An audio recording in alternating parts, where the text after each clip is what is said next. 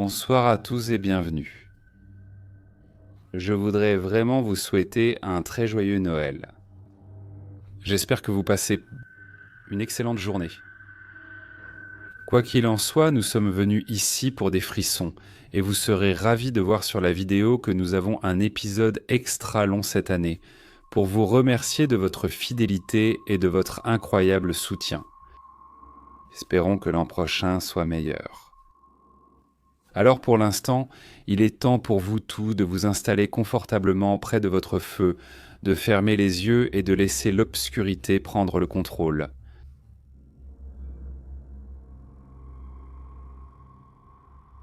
Personnellement, la seconde moitié de 2017 a été assez épuisante. La partie la plus éprouvante, tant sur le plan émotionnel, physique que financier, a été la tâche laborieuse de placer mon père dans un établissement de soins pour personnes âgées en raison de sa démence qui progresse rapidement. Il vit en Tasmanie, là où j'ai grandi. Je vis et travaille actuellement à Brisbane, qui se trouve à environ 2500 km au nord de la Tasmanie, ou 1500 miles pour ceux qui utilisent le système impérial. Je prends l'avion pour la Tasmanie, à un vol de 3h30, environ 2 fois par mois pour régler la situation de mon père. Je m'occupe en réparant sa maison vide et délabrée. Afin de la préparer à la vente, j'ai déménagé tous ses meubles et affaires, à l'exception d'une pile de couvertures et d'oreillers que je transforme en lit de fortune sur le sol pendant mes visites. La maison est située dans une zone semi-rurale, entourée d'arbres et de buissons envahis. C'est une vieille maison, elle est humide, tout grince. Et il n'y a actuellement pas d'électricité, ce qui rend la nuit très effrayante. La maison elle-même n'est pas très sécurisée non plus. Pas de système d'alarme. Les portes ont des serrures, mais une poussée vigoureuse suffit à les ouvrir. Je suis arrivé en avion la veille de Noël en fin de soirée. J'ai récupéré ma voiture de location pour faire l'heure de route jusqu'à la maison. Je me suis arrêté chez un pote qui habite à environ 10 minutes de chez mon père pour boire quelques bières et discuter de l'année qui venait de s'écouler. Après quelques heures, je me suis rendu compte que j'avais probablement dépassé la limite légale d'alcoolémie pour conduire. La femme légendaire de mon pote m'a déposé chez mon père et a proposé de revenir le matin pour me ramener chez eux récupérer ma voiture, un vrai miracle de Noël. Je suis entré chez mon père vers minuit. À l'intérieur, il faisait complètement noir et, dans mon état légèrement éméché, j'ai actionné l'interrupteur, mais rien ne s'est passé. Ah oui, c'est vrai, il n'y a pas d'électricité. En utilisant mon téléphone comme lampe pour me frayer un chemin à travers la maison sur les planches grinçantes, j'ai remarqué que certains des outils que j'avais laissés traîner à l'intérieur avaient été volés. J'ai soupiré, acceptant que tout soit ma faute par pure stupidité, pour avoir laissé la maison de la montagne sans sécurité. Certains gamins ont probablement remarqué que personne n'y vivait et ont profité de la situation. C'était troublant de savoir que quelqu'un était venu ici. Mais je n'ai pas pris la peine d'appeler la police pour un marteau, une clé et un tournevis qui valaient en tout à peine 16,50 €. La bonne nouvelle, c'est que la grosse boîte à outils que je gardais sous clé dans le placard de la buanderie, où je range mes outils électriques les plus chers, était toujours là, intacte. J'ai examiné le cadenas et l'espace autour. Il était assez rayé et cabossé, comme si quelqu'un avait essayé grossièrement de l'ouvrir de force. « Bien tenté, bande de connards », ai-je dit à voix haute. La boîte à outils est très grande, lourde et trop encombrante pour être portée seule, sauf si tu es André le Géant. Épuisé, je suis allé dans l'une des chambres sans meubles et j'ai improvisé un lit avec les couvertures et les oreillers. Je n'arrivais pas à me mettre à l'aise et il me fallait du temps pour m'endormir. Alors que j'étais allongé là, je pouvais entendre le doux bruissement du vent dans les arbres. J'entendais aussi ce qui ressemblait sans aucun doute au craquement de bottes sur l'allée de gravier qui longeait la maison. J'ai essayé d'écouter plus attentivement. Puis il y a eu un bruit de gong fort, comme si quelque chose de solide entrait en contact avec la rampe en métal qui mène à la porte arrière. Cela me fait me redresser, les yeux écarquillés, tandis que mon rythme cardiaque commence à augmenter. Peut-être que c'était un wallaby ou un possum. Je reste assis là, aussi immobile que possible, juste à écouter. J'entends le bruit des arbres et du vent et rien d'autre pendant quelques instants. Et je commence à me calmer. Mais cela est alors interrompu par le claquement et le grincement de la porte arrière qu'on pousse pour l'ouvrir. Merde, je me fige ne sachant pas quoi faire. Je pouvais entendre les pas qui faisaient craquer le plancher à l'arrière de la maison et j'entends le placard à linge qu'on ouvre. J'étais au bout du couloir mais j'entendais des chuchotements. Les seuls mots que je pouvais distinguer étaient « chut, vite, là ». Je me reprends, sors mon téléphone et appelle la police. Je parle avec l'opérateur tout en enfouissant ma tête sous l'oreiller pour étouffer ma voix. J'explique la situation à l'opératrice et elle me dit que la police est en route. Pendant ce temps, j'entends un bruit métallique, probablement la serrure de la boîte à outils qu'on tente de forcer. L'opératrice me suggère de verrouiller la porte de la pièce où je me trouve. Je suis d'accord, et alors que je traverse lentement la pièce pour aller vers la porte, une des lattes du plancher grince incroyablement fort. Je me fige en entendant un silence de mort dans la buanderie. Ils ont dû entendre. Après environ 30 secondes à rester immobile, j'essaie de faire un autre pas et j'obtiens encore un grincement aigu, mais cela semble jouer en ma faveur. Parce que j'entends mes nouveaux invités s'enfuir par la porte de derrière, je verrouille la porte de la chambre et j'informe la standardiste que je pense qu'ils sont partis. Elle me dit de rester là jusqu'à l'arrivée de la police et je lui réponds que je suis plus qu'heureux de m'y conformer. 5 minutes plus tard, les policiers arrivent et la standardiste me souhaite bonne continuation. La police a fouillé les environs et, comme prévu, n'a rien trouvé. Ils avaient tenté de forcer la boîte à outils. L'un des flics dit « Pourquoi ils n'ont pas simplement utilisé une pince coupante, ces amateurs ?» Et on rigole un peu.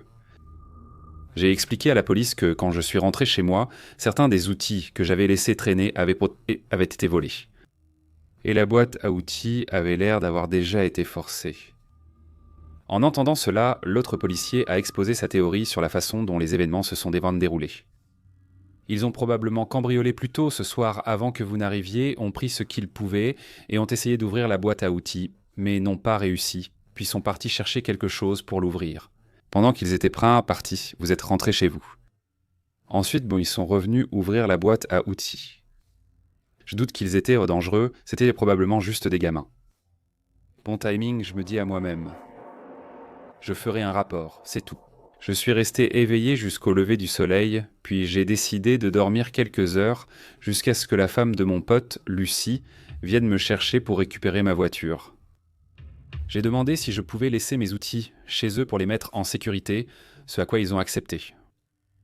Je suis allé à la maison de retraite de mon père et j'ai déjeuné de Noël avec lui et ses nouveaux amis âgés. Le lendemain, je vais au magasin de bricolage et j'achète des serrures de porte plus récentes et plus solides. Personne ne le savait à l'époque, mais mon patron a invité le personnel à sa fête de Noël annuelle dans son appartement qu'il partageait alors avec son petit ami. Alors nous y sommes allés, nous avons mangé, nous avons bu et nous avons rencontré l'un des hommes les plus gentils que j'ai jamais rencontrés dans ma vie. Il s'appelait Bruce McArthur. Il était paysagiste, bon cuisinier et encore meilleur tueur en série. Il s'est avéré que ce type a fini par attirer au moins 8 hommes via des applications de rencontres gays, seulement pour les tuer, les découper et enterrer leurs restes dans les jardins de différentes maisons sur lesquelles il travaillait dans la ville. Néanmoins, quand j'ai vu son nom et son visage aux informations, la fête de Noël m'est revenue en mémoire. Et je me suis souvenu du gentil petit ami de mon patron que j'avais rencontré et qui avait été un excellent hôte. C'est fou de penser que quelqu'un dont on ne ressent absolument aucune mauvaise impression finit par être l'un des criminels les plus dérangés de l'histoire de Toronto. Honnêtement, je ne sais pas comment mon patron s'en est sorti indemne. Et ce n'est plus mon patron. mais j'aimerais bien l'appeler et avoir son avis sur cette nouvelle à Toronto concernant son ex-amant, qui a démembré d'innombrables hommes. Cela est arrivé à des amis proches de ma famille un jour de Noël il y a quelques années. Je faisais du babysitting pour cette famille à partir de l'âge de 12 ans. Et plus tard, j'ai gardé leur maison et leurs chiens pendant des mois entiers, tout au long de ma vingtaine. Cette histoire est particulièrement effrayante pour moi, parce que j'ai passé énormément de temps seul dans leur maison. Donc cette famille profite d'une soirée de Noël typique dans la maison familiale. Dehors, la nuit est pluvieuse et brumeuse. C'est une grande famille et les enfants sont tous adultes, dans la vingtaine ou la trentaine, la plupart travaillant dans d'autres États, mais tout le monde est rentré à la maison pour être ensemble pendant les fêtes. Les frères et sœurs sont occupés à jouer avec les cadeaux de Noël, les téléviseurs sont allumés, la musique de Noël joue, on cuisine et on mange, et il y a beaucoup de rires et de discussions. Cela dure pendant de nombreuses heures. La plus jeune fille aperçoit son père debout au milieu de la cour, dehors portant un sweat à capuche noire. La capuche couvre sa tête, laissant voir seulement sa bouche et son menton, tandis qu'il regarde dans la maison. Elle appelle tranquillement sa mère, qui est dans la cuisine, pour qu'elle aille voir papa, car il semble qu'il ait besoin d'aide pour quelque chose dans le jardin. Mais, dit maman, papa fait la sieste dans la chambre. Maman et ma sœur réalisent rapidement qu'il y a un inconnu inquiétant, vêtu d'un sweat à capuche noire, qui les fixe sans bouger le soir du jour de Noël. Comme tu t'en doutes, la famille a si peur qu'il pourrait déjà bâtir une nouvelle cheminée pour le Père Noël avec toutes les briques qu'il lâche, dit-on. Ils alertent alors tout le monde dans la maison, courent partout pour vérifier les serrures des nombreuses portes-fenêtres et fenêtres coulissantes et réveillant papa. Pendant ce temps, le type louche à la capuche sombre peut voir tous leurs mouvements parce que la maison est pratiquement faite de murs entièrement en verre. Ce type continue de rester là, dans une pose volontairement inquiétante à la Jason, sans bouger, sauf que maintenant il affiche un sourire sinistre sur son visage. Il est évident qu'il prend plaisir à se faire surprendre. Au début, la famille pense qu'il s'agit peut-être d'une sorte de blague. Les membres de la famille commencent à crier des choses pour l'intimider comme « C'est une blague, ce n'est pas drôle, on a déjà appelé la police, on a une arme, mais le gars reste là, souriant, sans bouger pendant longtemps. » Puis soudain, il se précipite vers la vitre et commence à la frapper, toujours sans dire un mot, son visage caché par la capuche. De toute évidence, il essaie intentionnellement de faire peur à tout le monde, voire de s'introduire dans la maison. Et maintenant, la famille appelle vraiment la police. Après avoir frappé sur la vitre pendant un bon moment, il s'enfuit et saute par-dessus la clôture près de la poubelle de la maison. Et il se dirige vers le jardin des voisins.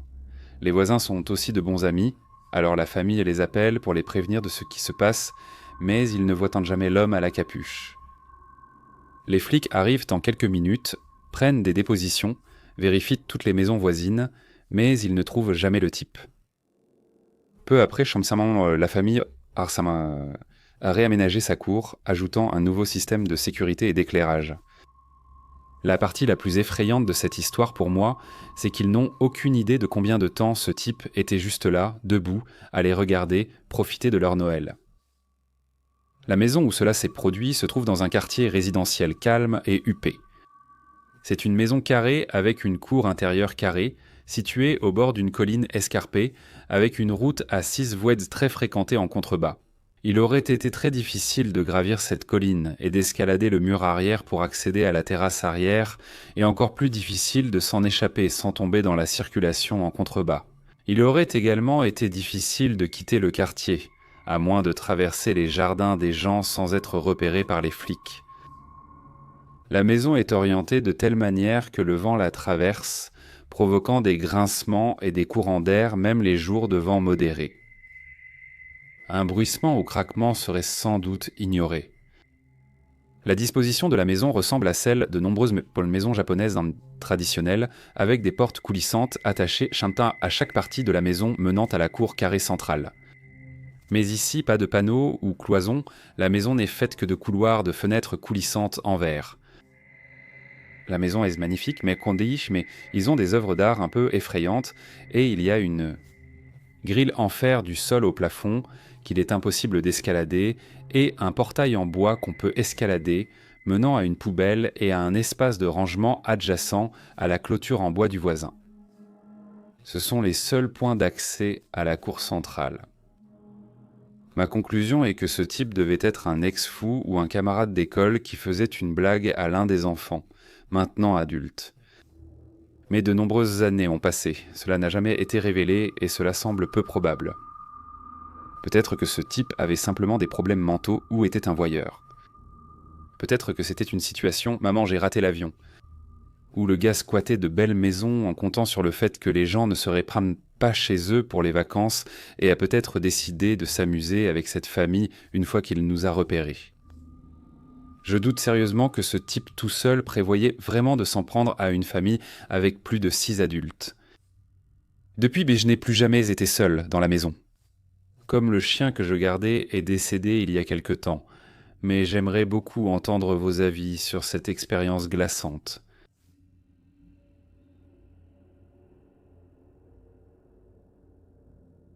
Un soir de réveillon de Noël, la sœur de ma mère et moi rentrions d'une réunion de famille très tardive. Notre maison était à 20 minutes de la fête. Je pense que j'avais environ 18 ans, ma sœur 14, et notre maison se trouvait dans un nouveau lotissement. Mais la route pour y arriver était plutôt solitaire, un peu à travers les bois. L'autoroute était l'une de ces routes sinueuses le long d'une rivière où l'on roule à 40 miles à l'heure maximum. À droite, il n'y avait que des bois et à gauche, la rivière. Il y a une seule sortie sur une petite route qui mène à un pont à gauche, quelques kilomètres avant de tourner. Cette nuit-là, je me souviens d'être assis sur le siège avant, un peu somnolent et prêt à dormir. Il devait être 2 heures du matin. Ma mère conduisait toujours très lentement, ce qui me rendait fou. Ça m'irritait toujours. Elle appuyait aussi constamment sur les freins. Cette nuit-là, on roulait et juste avant un virage, quelques mètres après le pont, il y avait une voiture garée perpendiculairement à nous qui bloquait la route. 2 hommes étaient assis dans la voiture et nous regardaient sans essayer de faire demi-tour ou quoi que ce soit, juste en bloquant la route. Ma mère a pilé sur les freins et je ne l'ai jamais vue bouger aussi vite. Elle a juré à passer la marche arrière et à tourner sur le pont pour faire demi-tour. Parce qu'à l'autre bout du pont, de l'autre côté, une autre voiture bloquait l'autre route. Je me souviens juste de mon cœur qui cognait contre mes côtes. Je n'avais aucune idée de ce qui se passait. Mais je me souviens que ma mère a dit quelque chose comme « Ces hommes en avaient train... » Ça m'a rien de bon en tête. Elle avait vécu à Mexico dans les années 70 et avait beaucoup d'expérience avec la criminalité dans des situations louches. L'idée que quelque chose de terrible était prévu s'est confirmée quand nous avons vu l'autre homme bloquer l'extrémité du pont. Ma mère a réussi à faire demi-tour avec la voiture et à appuyer sur l'accélérateur. Et nous avons filé d'ici à toute vitesse. Nous sommes retournés chez ma tante et avons appelé la police. Ils ont mis longtemps à arriver et ont finalement fini par nous escorter jusqu'à la maison. Je ne suis plus jamais rentré chez moi par ce chemin. J'ai pris le chemin le plus long par une autre route et nous n'avons jamais su ce que ces types voulaient en faire. Mais après toutes les histoires criminelles que j'ai lues, je peux imaginer à quel point c'était effrayant. Je suis content que ma mère ait été une conductrice prudente et qu'elle m'ait surpris par son habileté. Donc si vous conduisez sur une longue route effrayante, déserte et solitaire pour rentrer chez vous, conduisez lentement et soyez vigilants, comme ma mère l'a été. Ma famille et moi cherchions une nouvelle maison. Pour 2 raisons. Premièrement, pour que mon frère et moi puissions avoir des chambres séparées, car nous étions trop âgés pour partager la même. Et deuxièmement, parce que notre quartier actuel se dégradait, et que mes parents voulaient donc que je grandisse dans un environnement sûr. La maison avait l'air ancienne. C'était une maison mitoyenne et l'intérieur était principalement en bois sculpté, réalisé par les personnes qui vivaient dans la maison. Nous avons parlé aux propriétaires, un mari, une femme et le père du mari, un homme âgé qui avait une bouteille d'oxygène et ne pouvait pas parler. Jeune, il était sculpteur sur bois. Il avait aménagé l'intérieur de la maison et appris le métier à son fils. Le père avait réalisé beaucoup de travaux de menuiserie dans le salon et sur les sols, tandis que le fils avait fabriqué au moins quelques placards dans la cuisine. Le charmant moi de 12 ans a passé un moment à discuter avec les propriétaires et ils semblèrent vraiment sous le charme. C'est la partie étrange de l'histoire.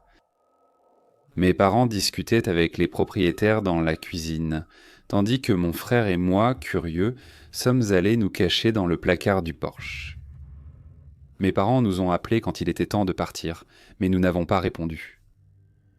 Ils sont partis sans nous et ont descendu la rue. La femme a ouvert le placard, disant qu'elle nous avait vus entrer et préférait que nous retrouvions nos parents plutôt qu'un rat nous tombe dessus. Puis elle nous a souri en nous envoyant. C'est exactement ce que nous avons fait. Ce n'était ni étrange ni inquiétant, c'était agréable. Je suppose qu'elle a chuchoté à nos parents où nous étions et qu'ils savaient que nous allions bien. Mais je n'en suis pas sûr. Ce n'est qu'en y repensant maintenant que cela semble étrange, mais ce n'est pas vraiment pertinent pour l'histoire. Un court laps de temps s'écoule et nous retournons à la maison pour conclure l'affaire. Mes parents ont offert moins que ce que voulaient les propriétaires, mais c'était quand même acceptable. La femme, pendant cette réunion, m'a demandé si j'étais excité d'avoir ma propre chambre, et bien sûr, j'ai répondu oui. Et elle a alors laissé entendre qu'elle aimerait vraiment que j'aie ma propre chambre, et donc les négociations sont vraiment entrées en jeu. Plus tard, mes parents diraient, sûrement par gentillesse, que la maison leur avait été vendue, parce que la femme avait affirmé que je méritais ma propre chambre, ce que je trouvais génial à l'époque. Mes parents m'ont montré l'étage et la chambre qui serait la mienne. Elle était assez petite, à peu près de la taille d'un pick-up, mais mes parents ont laissé entendre qu'ils l'agrandiraient d'un. C'était une chambre simple, et en fait, elle appartenait au père silencieux du mari. Chez l'agent immobilier, la femme a suggéré de laisser la chambre ainsi. Cela m'a inquiété et je me suis assis tranquillement à l'étage dans ma chambre, triste qu'elle reste petite. Dans la voiture, sur le chemin du retour, cependant, mon père m'a dit de ne pas m'inquiéter. Ce serait notre maison, où nous pourrions faire ce que nous voudrions. Plus tard, il modifierait l'étage supérieur en fusionnant ma chambre, un placard et une salle de bain, réaménageant ainsi ma chambre pour la rendre plus grande. Dès que nous avons pu, mon père a commencé à travailler sur la maison et nous sommes restés dans notre ancienne maison, à faire nos cartons et à nous préparer. Juste avant Noël, mon père tenait à ce que nous emménagions chez nous. Il l'a fait. Nous avons finalement emménagé début décembre. Le travail restant concernait l'étage. Nous avions tous une chambre pour dormir. Mais dans l'ensemble, du travail restait à faire. En général, une maison fait du bruit, surtout une maison neuve avec des travaux. Mais tous les bruits semblaient en venir de l'endroit où le salon et la salle à manger se rejoignaient. On aurait dit une chaussure qui grince sur un parquet, ce que tout l'étage du milieu avait. L'étage du milieu accueillait le salon, la salle à manger et la cuisine. Il y avait l'étage supérieur là où se trouvaient les chambres et un sous-sol qui servait principalement de rangement et où se trouvaient les machines à laver. Les machines à laver étaient situées à l'arrière, sous la cuisine. Il y avait des bruits et des grattements autour de ma chambre que j'essayais d'ignorer, mais qui étaient effrayants pour moi à 12 ans, dans une nouvelle maison, seul dans une chambre pour la première fois. Et après cet événement, tout a empiré. Tout le monde était mobilisé pour refaire le sous-sol.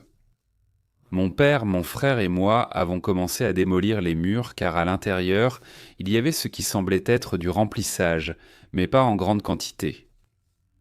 Nous avons montré à ma mère par curiosité des morceaux de pierres et de vieux journaux. Puis Sotheby's, nous avons trouvé autre chose. Situé dans le mur, dans une partie de la maison, juste sous l'endroit où le salon et la salle à manger se rejoignaient, nous avons trouvé une photo sépia d'une femme âgée, à peine plus âgée que moi. Maintenant plus jeune. Elle devait avoir environ 20 ans. Il y avait un cadre en carton fin mais large autour. La femme semblait malheureuse. Mais c'était à prévoir, car sourire n'était pas courant à l'époque de ces photos. Ses cheveux relevés en chignon, elle portait une robe sombre et bouffante. Sa taille était légèrement inférieure à celle d'une carte postale.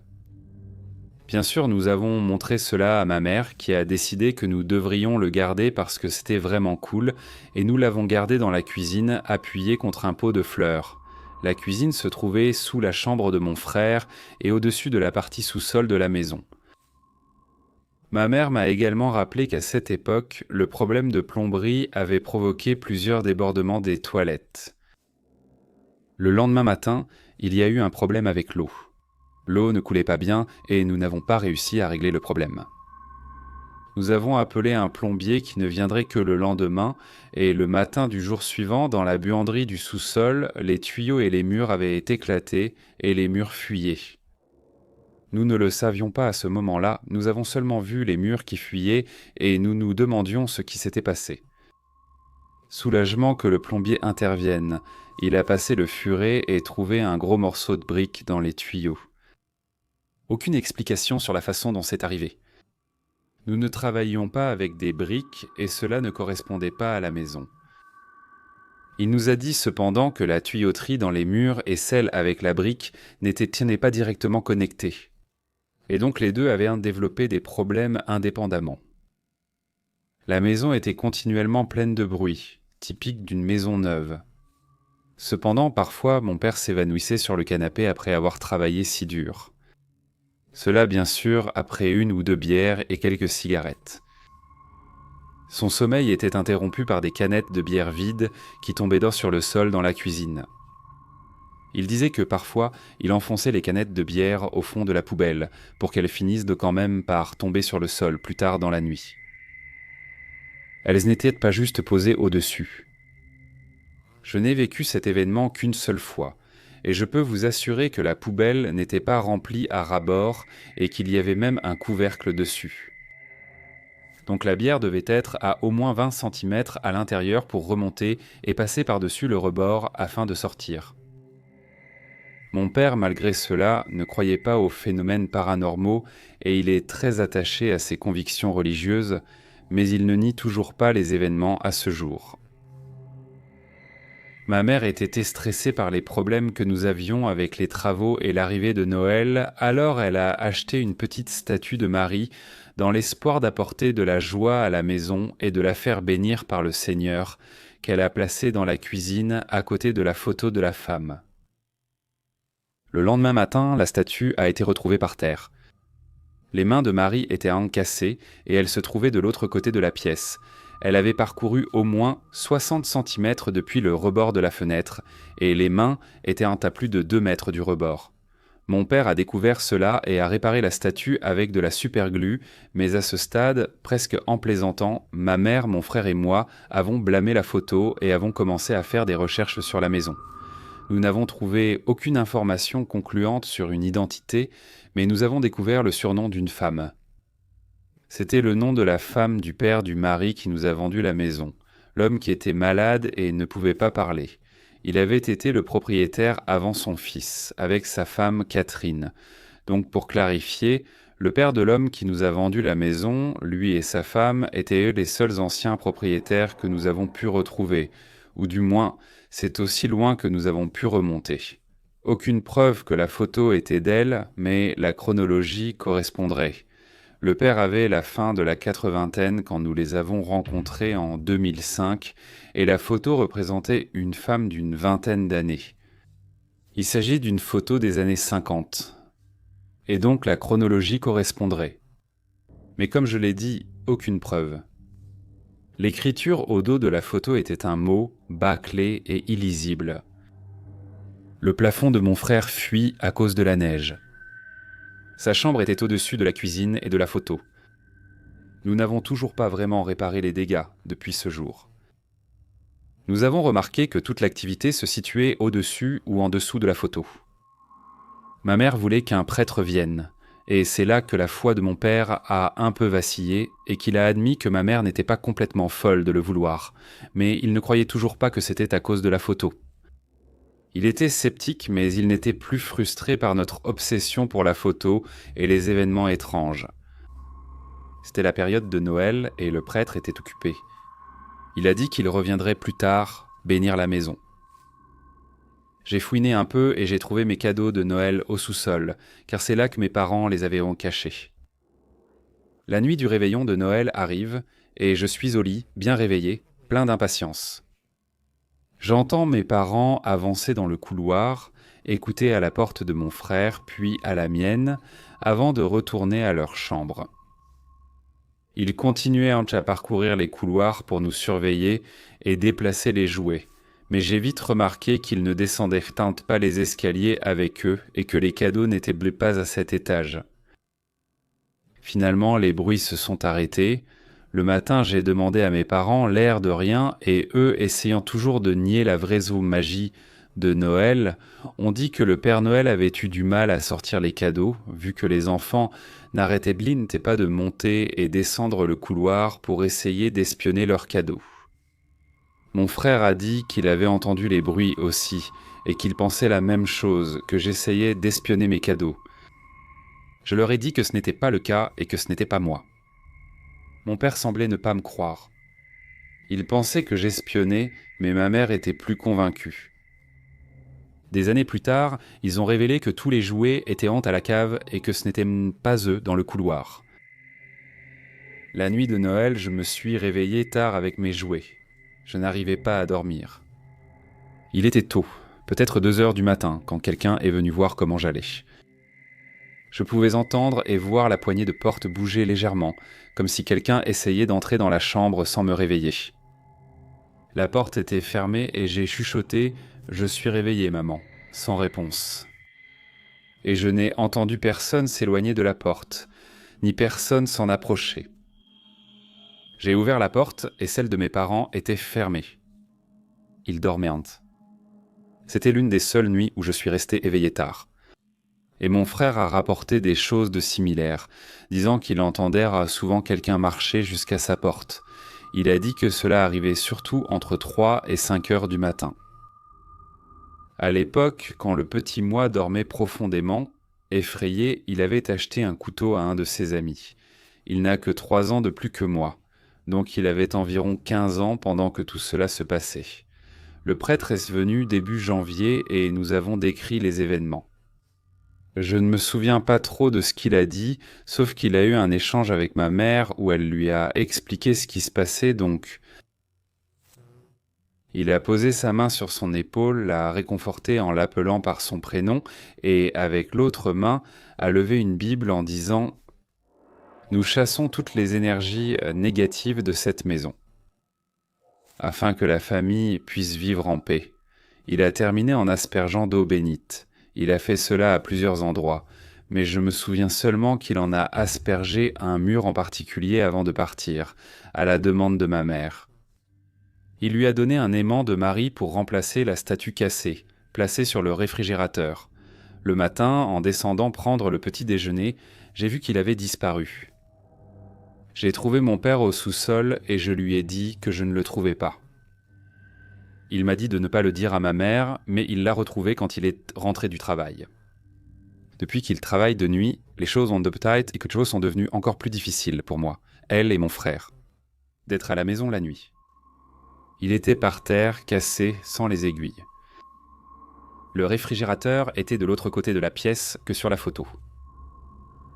Il l'avait là et voulait aussi le réparer, mais il a dit qu'il ne trouvait pas les aiguilles. Nous n'avons pas d'animaux, et personne dans la famille ne casserait un objet comme ça. Cela n'est jamais arrivé avant, ni depuis. Mon père l'a dit à ma mère, qui voulait que le prêtre revienne. Il a dit avant qu'il ne pouvait pas, qu'il était occupé et qu'il ne fallait pas s'inquiéter. Mon père était contrarié. Il ne savait pas quoi croire, mais il n'a exprimé que de la frustration face au fait que sa famille ne se sentait pas en sécurité. Il ne voulait pas manquer le travail, mais ma mère ne voulait pas rester seule dans la maison la nuit, et vendre cette nouvelle maison leur coûterait cher, ce qui n'était vraiment pas une option. Les bruits continuaient chaque et mon frère était de plus en plus contrarié, disant qu'il ne dormait pas beaucoup. C'est à cette période que mon frère a changé. C'est un sujet privé et délicat, sans doute sans rapport avec cela. Mais à cause de l'insomnie et de la dépression, il s'est tourné vers un autre moyen de faire face, et il n'a plus jamais été le même depuis. Ces décisions ont été prises pour Tourmadopres pendant la période où la photo était présente dans la maison, située sous sa chambre. Ma mère l'a remarqué la première, il y a quelques semaines. Et mon frère a cependant dit, dans ces moments de lucidité, que les bruits le réveillaient sans cesse la nuit et que c'était un vrai problème pour lui.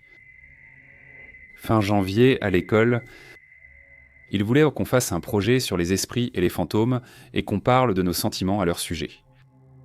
Si je me souviens bien, c'était surtout une démarche anti-fantôme, car il n'était pas considéré comme faisant partie de la religion. J'ai amené la photo et mon histoire. Ma mère était hésitante malgré les terribles événements, car nous étions tout aussi fascinés par ce qui se passait. J'ai demandé à l'enseignant de me la rendre après ma présentation et le devoir a été noté. J'ai raconté l'histoire à ma classe, un groupe de jeunes de 12 et 13 ans. Comme c'était la fin janvier et que je venais d'avoir mon anniversaire, ils ont été choqués et ont posé beaucoup de questions. Mais mon enseignant ne m'a pas cru. Pour faire court, la photo a été jetée, peut-être volontairement. Ma mère s'est mise en colère à l'école, mais il n'y avait aucun moyen de la récupérer. Elle leur a dit que mon histoire était vraie, mais l'école, avec ses convictions religieuses, ne comprenait pas pourquoi nous y tenions. Finalement, nous avons continué notre vie et avons arrêté de parler de la photo, puisqu'elle était perdue. Avec la disparition de la photo, la maison est devenue silencieuse. 1 ou 2 mois plus tard, Georges, le mari de Catherine, la femme que nous pensons être sur la photo, est décédé. Il était vieux et malade, donc ce n'était pas soudain, mais cela nous a semblé étrange. Sa femme était évidemment décédée depuis de nombreuses années.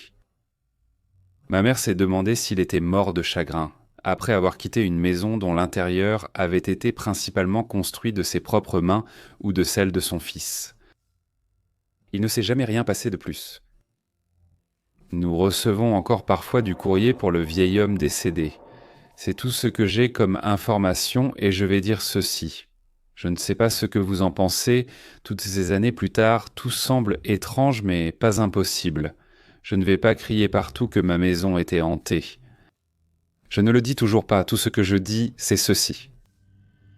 C'est arrivé, et j'ai pensé que je devrais le partager ici. Car cela mérite d'être raconté. Dans la maison de mes grands-parents, il y a 2 portes dans le couloir. L'une mène à la cuisine et l'autre mène directement au salon. Gardez cela en tête pour la suite. Il existe une tradition en Finlande appelée Notin Päivä, qui a été importée ici depuis la Suède. Elle est célébrée le 13e jour de janvier. Ce jour précis marque la fin de la période de Noël et, généralement, le sapin de Noël est jeté ce jour-là ou replanté s'il est encore vivant. La tradition implique aussi des enfants déguisés en Nuttipukki, une créature à tête de chèvre, qui vont ensuite de maison en maison pour chanter des chansons. J'avais environ 4 ou 5 ans quand cela s'est produit. J'étais chez mes grands-parents avec ma famille. D'autres membres de la famille étaient aussi présents. J'étais seul dans une autre pièce en train d'essayer de regarder la télé, tandis que les autres étaient réunis dans le salon. Je me suis vite ennuyé avec l'émission et j'ai décidé d'aller dans le salon avec les autres. Dès que je suis entré dans le salon, la porte du côté gauche de la pièce s'est ouverte brusquement. Et une douzaine d'adolescents déguisés en Nuttipukki sont entrés. Leurs costumes étaient non mal faits, mais ils arrivaient quand même à les rendre incroyablement terrifiants. Ils portaient des robes et de longs manteaux, des masques étranges en carton et des bois de cerf faits de brindilles sur la tête. L'un d'eux avait même un crâne de chèvre très réaliste avec des orbites noires. Ils faisaient aussi des bruits étranges et sont entrés en tapant du pied. Inutile de dire que ça m'a complètement terrifié, alors je me suis retourné et j'ai couru rapidement dans la pièce d'où je venais. Si vous cherchez Nutipoki sur Google, je suis sûr que vous comprendrez pourquoi j'étais terrifié. C'est probablement le pire souvenir de mon enfance. Oui, j'en ai. Pour vous donner un peu de contexte, ma mère était une femme très religieuse et surprotectrice. À cause de cela, ma sœur aînée s'est rebellée pendant son adolescence en buvant, en fumant de l'herbe et en sortant avec des mauvais garçons. Ma sœur est devenue le mouton noir de la famille. Et même lorsqu'elle faisait de bonnes choses comme gagner un concours d'art, devenir gérante d'un fast-food local, avoir son propre appartement et subvenir entièrement à ses besoins à 19 ans, elle n'a jamais pu obtenir l'approbation de notre mère. À ce moment-là de sa vie, ma sœur en avait assez de sortir avec des types qui lui brisaient le cœur et la laissaient avec une faible estime d'elle-même.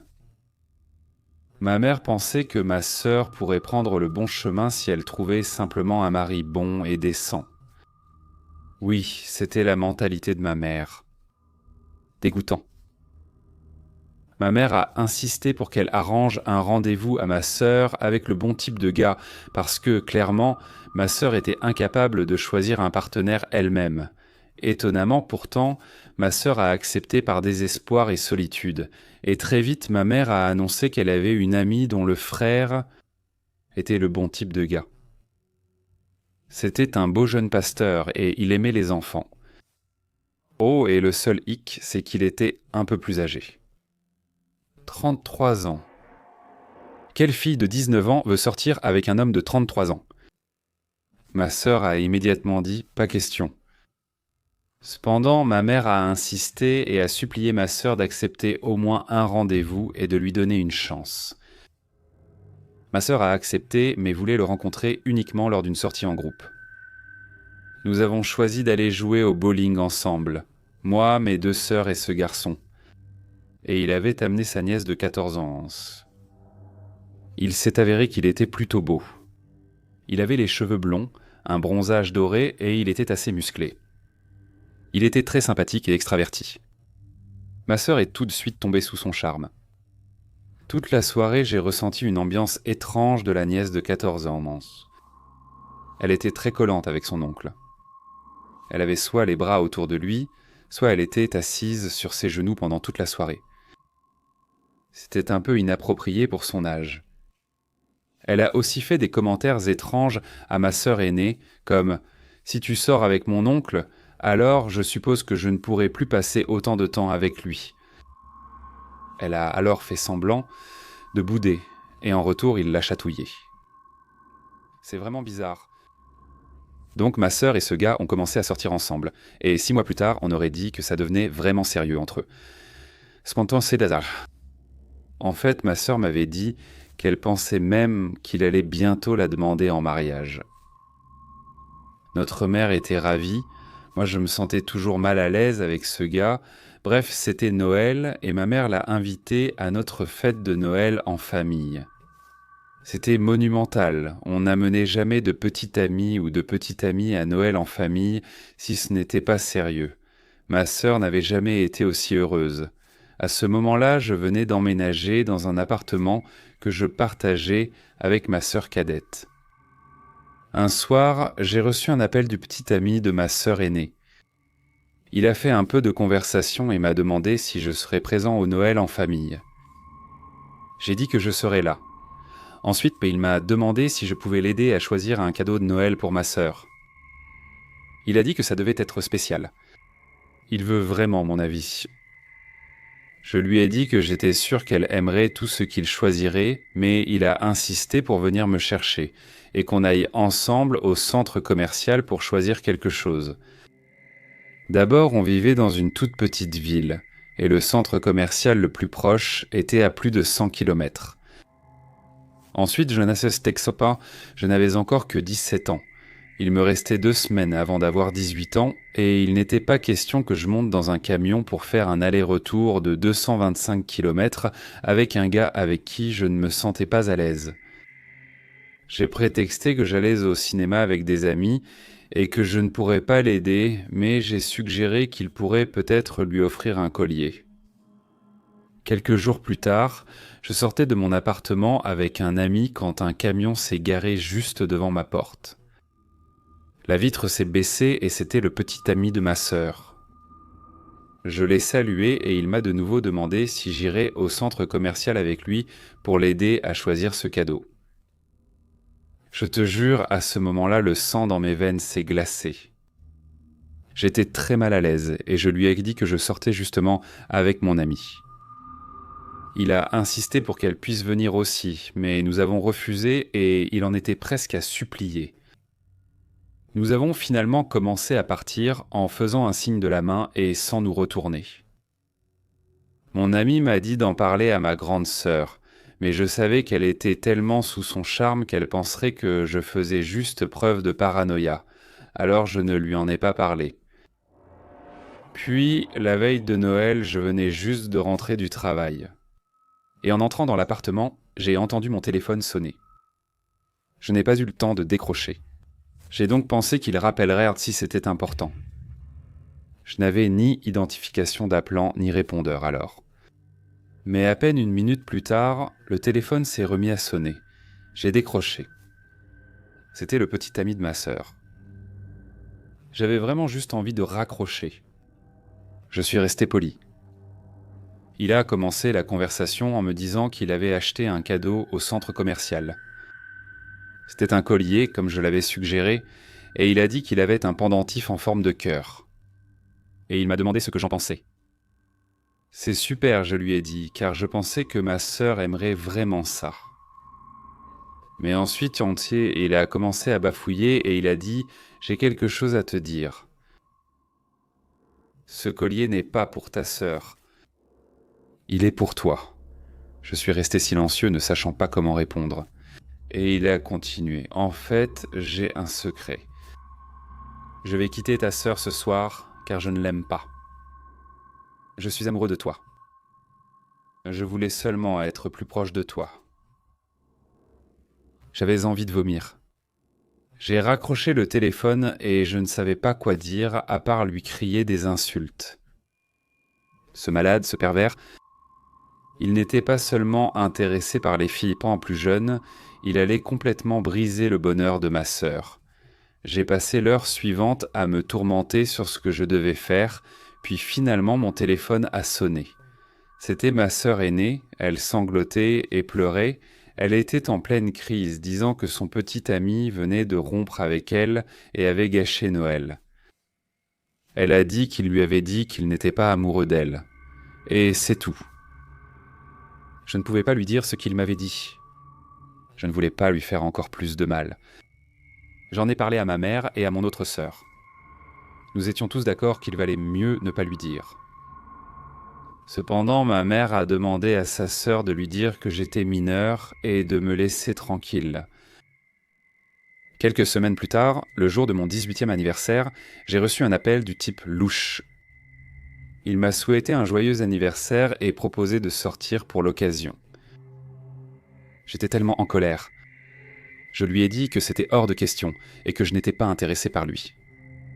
Je lui ai dit que j'étais furieux de la façon dont il avait traité ma sœur et que je ne voulais plus jamais qu'il m'appelle, mais il a continué à appeler encore et encore.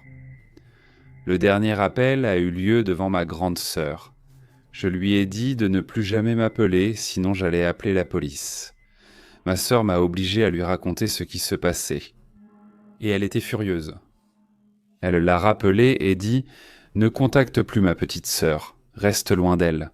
Si tu le fais, je te traquerai. » Elle était féroce. Elle a raccroché brusquement, me reprochant de ne pas l'avoir informée immédiatement. Et dit que je ne voulais pas lui faire de mal. Et elle a dit que j'étais plus important que tout. Elle a dit qu'elle veillerait à ce qu'il reste loin de moi.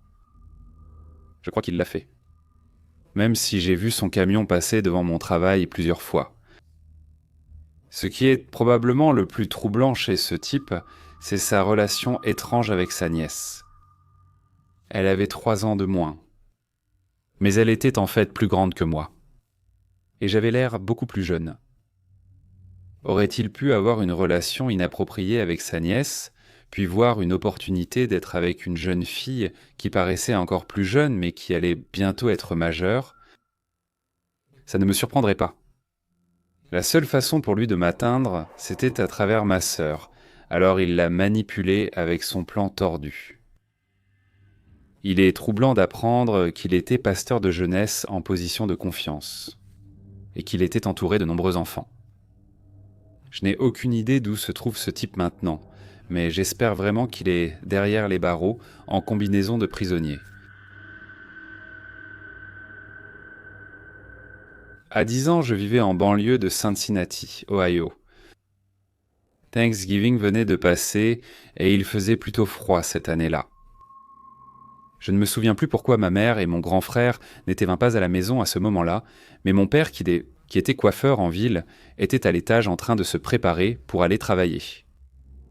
Je venais d'installer une nouvelle cible de fléchettes que j'avais reçue comme cadeau de Noël anticipé de la part de membres de la famille éloignés lors de Thanksgiving plus tôt dans la semaine, quand j'ai entendu une portière de voiture claquer et des pneus crisser bruyamment.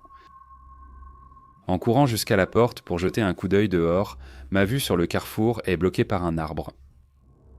Mon père, entendant mes pas précipités, crie d'en haut. C'est juste ce gamin du bout de la rue, il va bientôt acheter de nouveaux pneus, alors il fait cramer les anciens. Je retourne lancer des fléchettes et, quelques instants plus tard, alors que mon cerveau de 10 ans essaie de comprendre la logique de ce que mon père vient de crier, je me dis « Mais pourquoi a-t-il claqué la porte alors ?» Alors que je m'accroche à cette pensée, j'entends le bruit du verre qui s'entrechoque. Le bruit devient plus fort et à un rythme, comme si on prenait un sac de billes et qu'on les frappait comme un tambour. D'après ce que je ne peux expliquer que comme de l'intuition, ce son apparemment inoffensif me terrifie absolument. Une dernière pause blatte très épuisant, puis il se retrouve de l'autre côté de ma porte. Je suis paralysé par la peur alors qu'un homme commence à frapper violemment à la porte. Je ne suis qu'à quelques mètres et, à cause de l'angle, je ne peux pas voir clairement dehors. Je hurle de toutes mes forces pour appeler mon père et je l'entends dévaler les escaliers pendant que, sans réfléchir, j'ouvre la porte d'entrée pour une raison étrange. Mon père arrive juste derrière moi, ayant sauté la dernière marche à cause de mon cri déchirant. La porte grande ouverte révèle un jeune homme complètement nu, battu, ensanglanté, la bouche scotchée et attachée de la tête aux pieds avec de vieilles guirlandes de Noël. Il s'effondre devant notre porte que mon père referme et verrouille aussitôt. Ma peur a complètement disparu. L'homme pleure, tente de parler à travers le ruban adhésif, recroquevillé en position fétale au sol. Je me penche et j'enlève le ruban adhésif et au même moment, mon père m'attrape et me propulse vers l'escalier en me disant d'appeler le 9-1. Maintenant, je fonce vers le téléphone à l'étage, je compose le 9-1 et je donne tous les détails et faits auxquels je peux penser qu'ils doivent savoir. En redescendant, je vois que mon père a jeté un très vieux manteau bleu marine sur l'homme et enlève délicatement le ruban adhésif de sa bouche. Je n'oublierai jamais le regard de cet homme, les yeux pleins de larmes, respirant fort alors qu'il se calme enfin pour la première fois depuis longtemps. Quand le ruban s'enlève, il éclate en un cri déchirant, le genre de cri qui vient de l'âme. Mon père détourne le regard. Il a continué à pleurer comme ça, toujours attaché, le manteau bleu marine sur lui, jusqu'à l'arrivée des policiers. 10 minutes plus tard, même eux n'ont pas réussi à le détacher. Il devait avoir une trentaine de mètres de vieil hertant en guirlande puis de Noël qui liait entier ses mains, sa taille, ses pieds et remontait encore. J'ai entendu un policier dire qu'il devait être attaché comme ça depuis un moment, car le petit câble était incrusté dans sa peau. Un policier qui parlait à mon père m'a désigné du doigt et m'a dit de rentrer dans la maison. Ils sont montés sur le porche, juste assez pour que je puisse entendre leur conversation derrière la porte. L'homme de 32 ans s'était arrêté sur le bord de la route pour aider un automobiliste en panne, quelqu'un qu'il pensait être seul, mais qui avait un complice caché à proximité. Lorsque ce bon samaritain a proposé d'aider à changer le pneu crevé, il a été frappé à la tête et mis dans le coffre de la voiture. Les deux hommes l'ont emmené dans un bâtiment abandonné et l'ont d'abord attaché avec une corde. Ils l'ont battu à plusieurs reprises et l'ont agressé sexuellement. Pendant 3 jours, jusqu'à ce qu'il s'échappe, seulement pour être capturé de nouveau sur la route et cette fois attaché avec des guirlandes de Noël. Cela a duré des semaines apparemment. Combien de temps exactement? Je ne sais toujours pas, car nous n'avons jamais eu le nom de l'homme et cela n'a jamais été rapporté dans les actualités. Mon père a signalé l'incident au poste de police quelques jours plus tard, mais personne n'a voulu lui dire quoi que ce soit. Je me souviens que les traces de pneus à notre intersection sont restées là pendant ce qui m'a semblé des années. Je vous raconte cette histoire ce soir car récemment, j'ai commencé à écouter des histoires sur YouTube, ce qui m'a poussé à partager la mienne.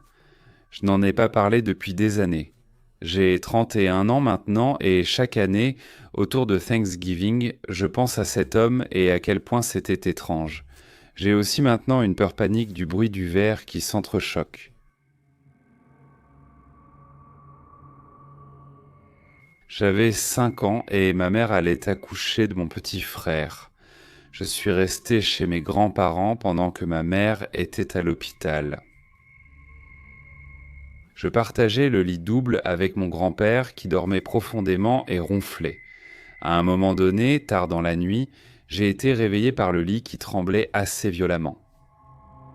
Cela a duré 5 minutes. J'ai essayé de réveiller mon grand-père en le secouant tout en l'appelant pour qu'il se réveille. Il s'est finalement réveillé, encore à moitié endormi, mais n'avait aucune idée de ce qui se passait quand je lui ai demandé. Il s'est vite rendormi. Mais j'étais effrayé et bien réveillé. J'étais maintenant assis dans mon lit, baigné par la lumière diffuse de la lune, tout était calme et silencieux. Je me suis levé, voulant regarder le sapin de Noël. Les sapins de Noël m'ont toujours réconforté et c'est ce dont j'avais besoin après une telle frayeur. Depuis le pied du lit, on pouvait voir hors de la chambre, la porte étant ouverte à travers le petit couloir jusqu'au salon de devant et la grande fenêtre, à environ 8 à 10 mètres de là. Ils avaient un sapin de Noël en aluminium des années 50 devant cette fenêtre, non pas parce que le rétro est à la mode, mais parce que c'était littéralement le même arbre qu'ils utilisaient depuis les années 50. Alors que je regardais là-bas, vers le sapin illuminé à 3 heures du matin. Il se tenait là, tranquillement, avec quelques cadeaux. Seule la lumière bleutée filtrée du lampadaire remplissait doucement la pièce d'une faible lueur. Cependant, quelque chose était différent maintenant. Assis à côté de l'arbre en aluminium, il y avait une paire de 2 énormes Doberman noirs assis silencieusement, me fixant droit dans les yeux. Ce qui était étrange, c'est qu'ils n'avaient pas de pantalon. J'ai sursauté dans mon lit, me suis recouvert de la couverture et j'ai fini par m'endormir. Je me suis réveillé au soleil du matin qui faisait scintiller chaleureusement l'arbre en aluminium. Je repense de temps en temps à ce qui s'est passé cette nuit-là. C'est la première rencontre paranormale que j'ai jamais eue. Et à ce moment-là de ma vie, je ne pense même pas que j'avais une notion des fantômes ou du paranormal. J'étais simplement un enfant de 5 ans avec une compréhension limitée du monde et une imagination sans limite. Y avait-il quelque chose de paranormal qui secouait ce lit et faisait apparaître ces énormes chiens ? Pendant la dernière période des fêtes, j'ai passé pas mal de temps chez mes grands-parents.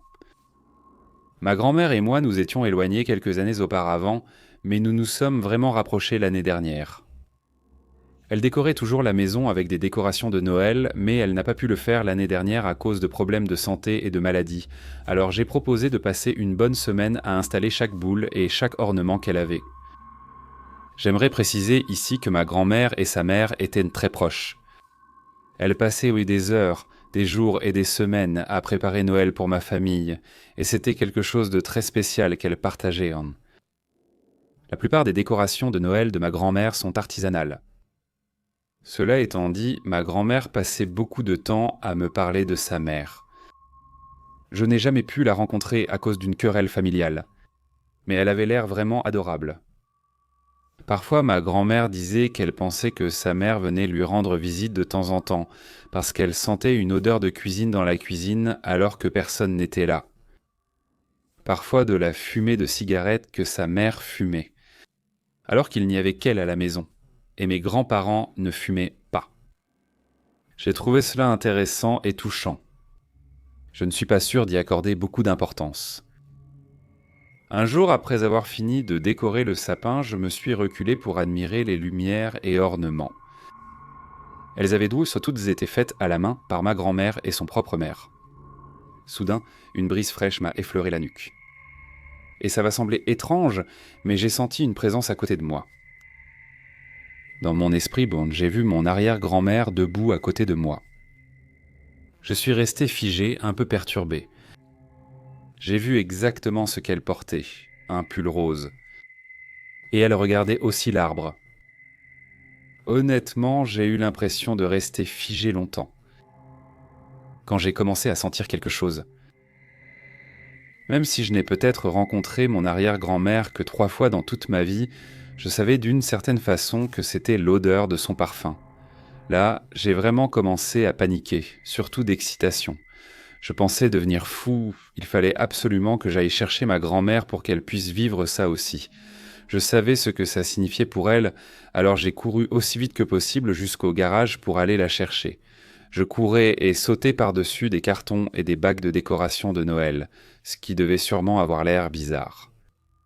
J'ai trouvé ma grand-mère au fond du garage, sortant encore plus de décorations. Complètement essoufflé, j'ai réussi à dire « Mamie, viens vite, il faut que tu vois ça ». Alors, elle et moi sommes retournés près du sapin de Noël et j'ai dit « Alors, tu sens quelque chose ?» Elle s'arrêta, baissant les yeux en pensant. Après un moment, elle m'a regardé, les larmes aux yeux. C'est le parfum de ma mère. Elle a dû s'asseoir, puis a passé la journée à pleurer et à me parler de sa mère. Elle m'a raconté que chaque année à Noël, avant que son père ne meure, il achetait à sa mère un tout petit flacon de parfum, mais très cher. Chaque année, d'une manière ou d'une autre, elle arrivait à le faire durer jusqu'à l'année suivante. Cela a duré jusqu'à la mort de son père. Je n'ai jamais vu ma grand-mère pleurer comme ça auparavant. C'était des pleurs à la fois heureux et tristes. Des larmes mélancoliques du temps passé. Lentement, le parfum s'était diffusé dans toute la maison, flottant dans le salon où nous étions encore avant de disparaître. J'ai presque cru que c'était la présence de sa mère qui la réconfortait quand elle était triste. Je mentirais si je disais que cette situation ne m'a pas touché aussi. Cette nuit-là, je me suis allongé dans mon lit en repensant aux événements de la journée. Je me suis finalement endormi, mais j'ai été réveillé, effrayé. Je sentais que quelque chose était dans ma chambre et ça m'a vraiment fait peur.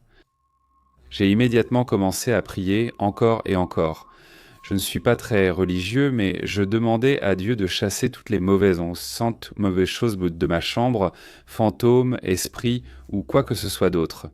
Ça ne semblait pas marcher, j'avais toujours peur. Alors j'ai prié pour qu'il enlève tous les esprits de ma chambre afin que je puisse dormir, qu'ils soient bons ou mauvais. Je suis resté là, figé, à peine capable de respirer à cause de la peur. Soudain, j'ai senti une main toucher mon pied, elle a aplati la couverture et tout. Mes yeux se sont ouverts en grand et mon anxiété a explosé. Mais je me suis senti un peu apaisé après ça. C'était presque comme si quelqu'un quittait la pièce. Et m'a donné une tape en partant. Je me demanderai toujours si c'était mon arrière-grand-mère.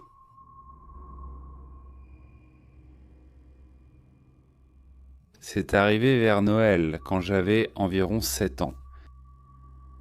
Je cherchais mon père pour lui demander quelque chose, alors naturellement je suis allé directement dans la chambre de mes parents.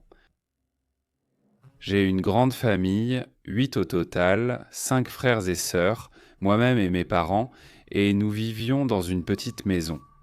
Avant d'entrer dans la chambre de mes parents, j'ai vu mes frères et sœurs dans le salon et aussi dans la cour devant, Et ma mère était dans la cuisine, donc j'ai supposé que mon père devait être dans la chambre. J'ai descendu le couloir jusqu'à leur chambre et la porte était grande ouverte. Il n'y avait rien d'étrange ici, mais ensuite j'ai entendu quelque chose bouger dans le placard. Ah, il essaie de cacher les cadeaux de Noël, ai-je pensé. Mes parents cachant toujours nos cadeaux de Noël dans le placard avant qu'on installe le sapin. Alors je me dirige vers la porte du placard, mais je ne peux toujours pas voir à l'intérieur, et les bruits de froissement deviennent plus intenses, comme si des vêtements étaient jetés par terre. Je parle et dis « Papa », je n'obtiens aucune réponse. Je répète « Hé, papa !» Puis j'entends la voix la plus cynique et la plus étrangère que j'ai jamais entendue dire. Quoi? Si tu devais imaginer un démon te parler, c'est exactement comme ça que ça sonnait. C'est la seule façon dont je peux décrire cette voix. Elle m'a terrifié parce que je savais que mon père ne parlait pas comme ça. Alors j'ai couru vers l'avant de la maison, j'ai vu mes frères et sœurs qui jouaient encore dans le salon et dehors. Ma mère était toujours dans la cuisine, puis mon père est entré depuis le garage. Je n'ai toujours aucune idée de qui ou de quoi m'a répondu depuis le placard de mes parents. C'était la veille de Noël. Et j'étais en première année de lycée. Elle et ma famille ont été séparés depuis un certain temps, donc normalement on alternait entre le jour de Noël et la veille de Noël chaque année. Cette année-là, j'étais rentré tôt de la fête de Noël chez mes grands-parents alors que tout le monde était chez ma tante et mon oncle pour célébrer une autre fête. Quand on m'a déposé, mes cousins m'ont proposé de rester avec moi pendant quelques heures, mais j'ai refusé. Je pensais pouvoir regarder quelques-uns de mes nouveaux disques vidéo numériques et profiter d'un peu de temps seul dans la maison, ce qui est rare. J'avais remarqué une voiture inconnue garée dans la rue, mais je n'y ai pas prêté attention, vu que c'était la veille de Noël et que c'était probablement la femme issue d'un voisin ou quelque chose comme ça. Après être entré, avoir verrouillé la porte, pris des snacks et commencé à m'installer, je n'étais pas rentré depuis plus de 15 minutes quand on a frappé à la porte.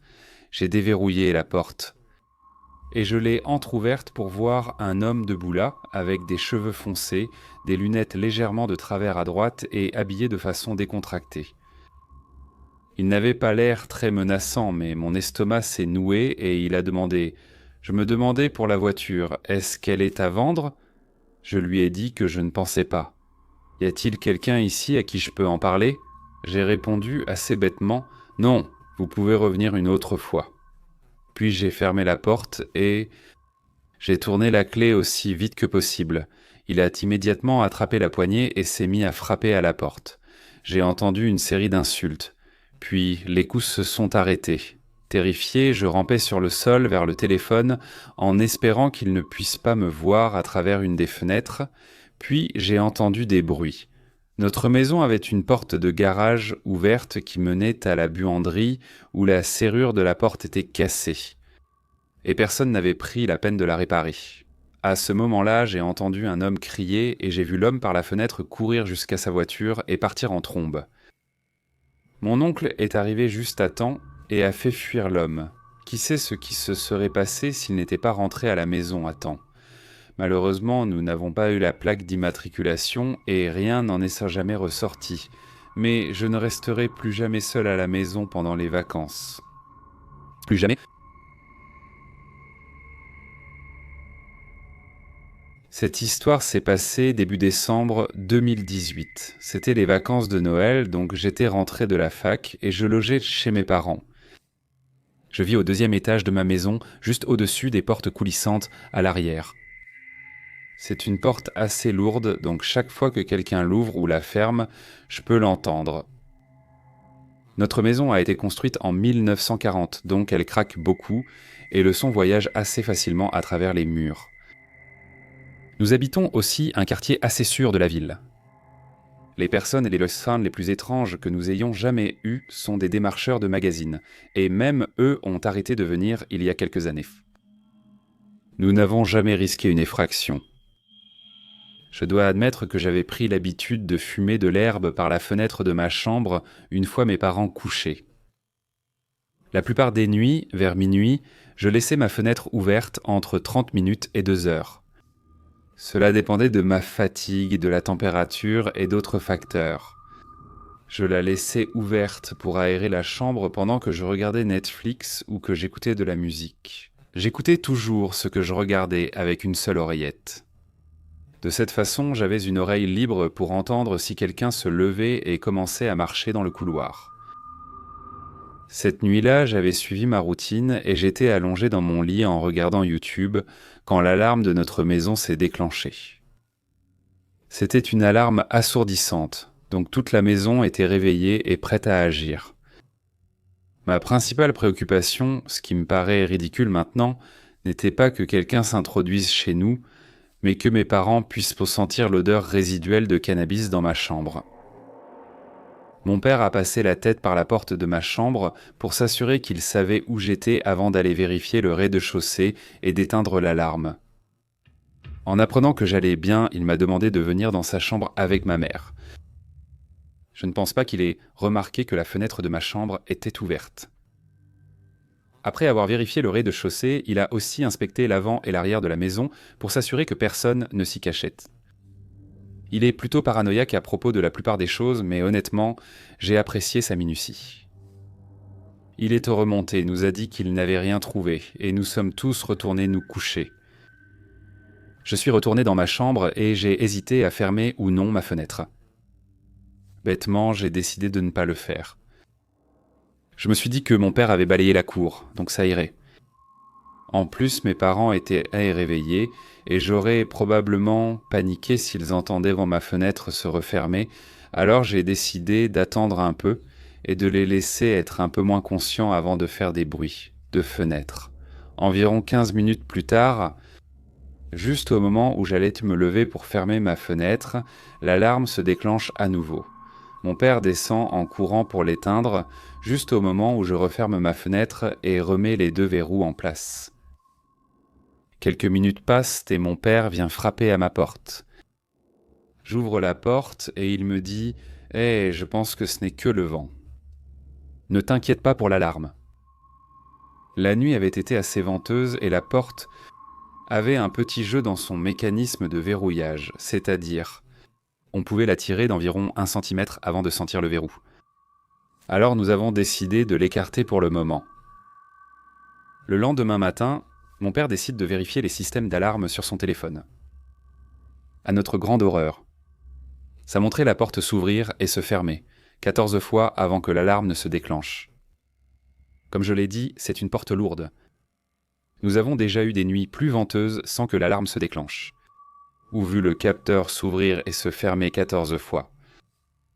Mon père racontait à notre voisin ce qui s'était passé la nuit précédente en essayant de comprendre si c'était vraiment le vent. Notre voisin nous a dit qu'en fait, il avait surpris quelqu'un entrant brièvement dans son jardin sur sa caméra de sécurité.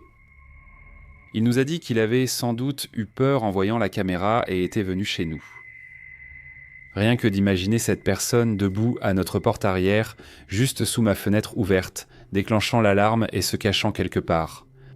Et probablement en train de regarder mon père inspecter le jardin, puis recommencer pendant que je restais allongé, inconscient, dans mon lit. C'était suffisant pour que j'arrête complètement mes sessions de minuit. Après ça, une série d'événements étranges s'est produite à minuit. La nuit suivante, une femme a sonné à notre porte pile à minuit et a rendu à mon père son portefeuille qu'il n'avait même pas remarqué avoir perdu. Quelques nuits auparavant, l'alarme s'est encore déclenchée à la porte arrière. Puis, la veille de Noël, alors que j'étais seul chez moi pendant que ma famille était à la messe de minuit, l'alarme s'est déclenchée 2 fois de suite, à quelques instants d'écart, de façon similaire. À ce moment-là, je n'ai pas cherché à savoir quelle porte avait été déclenchée. Je ne voulais pas savoir. J'en ai tiré une leçon de vie assez simple. Fermez vos portes, fermez vos fenêtres et activez l'alarme de votre maison, même si vous pensez être en sécurité. Il y a 2 ans, la veille de Noël, un ami à moi est mort dans un accident de voiture. Sa sœur conduisait avec lui chez leur père car les parents sont divorcés, et sa voiture a glissé sur une plaque de verglas, a dérapé et a été percutée par une voiture arrivant en sens inverse. Sa sœur a été grièvement blessée et s'est depuis complètement rétablie. Mais il est décédé. Cela m'a complètement anéanti. J'ai dû suivre une thérapie un temps. Environ 6 mois plus tard, j'ai commencé à entendre un bruit métallique comme un tintement quand je m'allongeais dans mon lit la nuit. Je pensais que ça venait de la chambre de mon frère, qui est juste à côté de la mienne parce qu'il est nageur et qu'il a plein de médailles accrochées sur une étagère avec des crochets. Je pensais que, d'une manière ou d'une autre, son ventilateur ou quelque chose faisait s'entrechoquer ces médailles. Alors je suis allé dans sa chambre, mais elles étaient complètement immobiles. Il était 1 heure du matin quand c'est arrivé, et il dormait profondément. Cela a duré des mois, au moins 3 fois par semaine, toujours la nuit entre 1 et 3 heures du matin. J'entendais la sonnerie, j'allais dans sa chambre où je vérifiais autour de la mienne et je n'ai jamais pu découvrir d'où ça venait. J'ai honte de dire que ça commençait à me faire peur. J'ai finalement acheté un fagot de sauge pour purifier la maison. Je me sentais ridicule en le faisant, et c'est gênant de l'admettre, mais ça a vraiment marché. Les tintements se sont complètement arrêtés pendant des mois et ne sont jamais revenus. J'ai récemment raconté cette histoire à une amie très religieuse et spirituelle, et elle m'a dit que les bons esprits n'essaieront jamais de te faire peur. Et que c'était peut-être mon ami décédé qui essayait de me faire savoir qu'il allait bien. Après cela, je me suis senti mal d'avoir purifié la maison à la sauge et d'avoir eu peur. J'ai décidé de dire quelque chose comme « Hé, je sais que c'est toi qui fais sonner la cloche et je n'ai plus peur. J'aimerais recevoir un autre signe de toi. » Et ils ont recommencé. De temps en temps, quand je suis allongé dans mon lit sur le point de m'endormir, j'entends alors quelques tintements isolés. Ils sont doux et évoquent le son d'une cloche discrète. Je souris toujours, je me sens en paix et j'adore l'entendre. Les fantômes et les esprits sont souvent présentés comme des choses mauvaises et effrayantes, mais je ne ressens pas ça. Honnêtement, cela m'a beaucoup aidé à guérir de sa perte. Je sais que j'ai l'air d'un fou, mais je crois vraiment que c'est son esprit qui me fait savoir que tout va bien.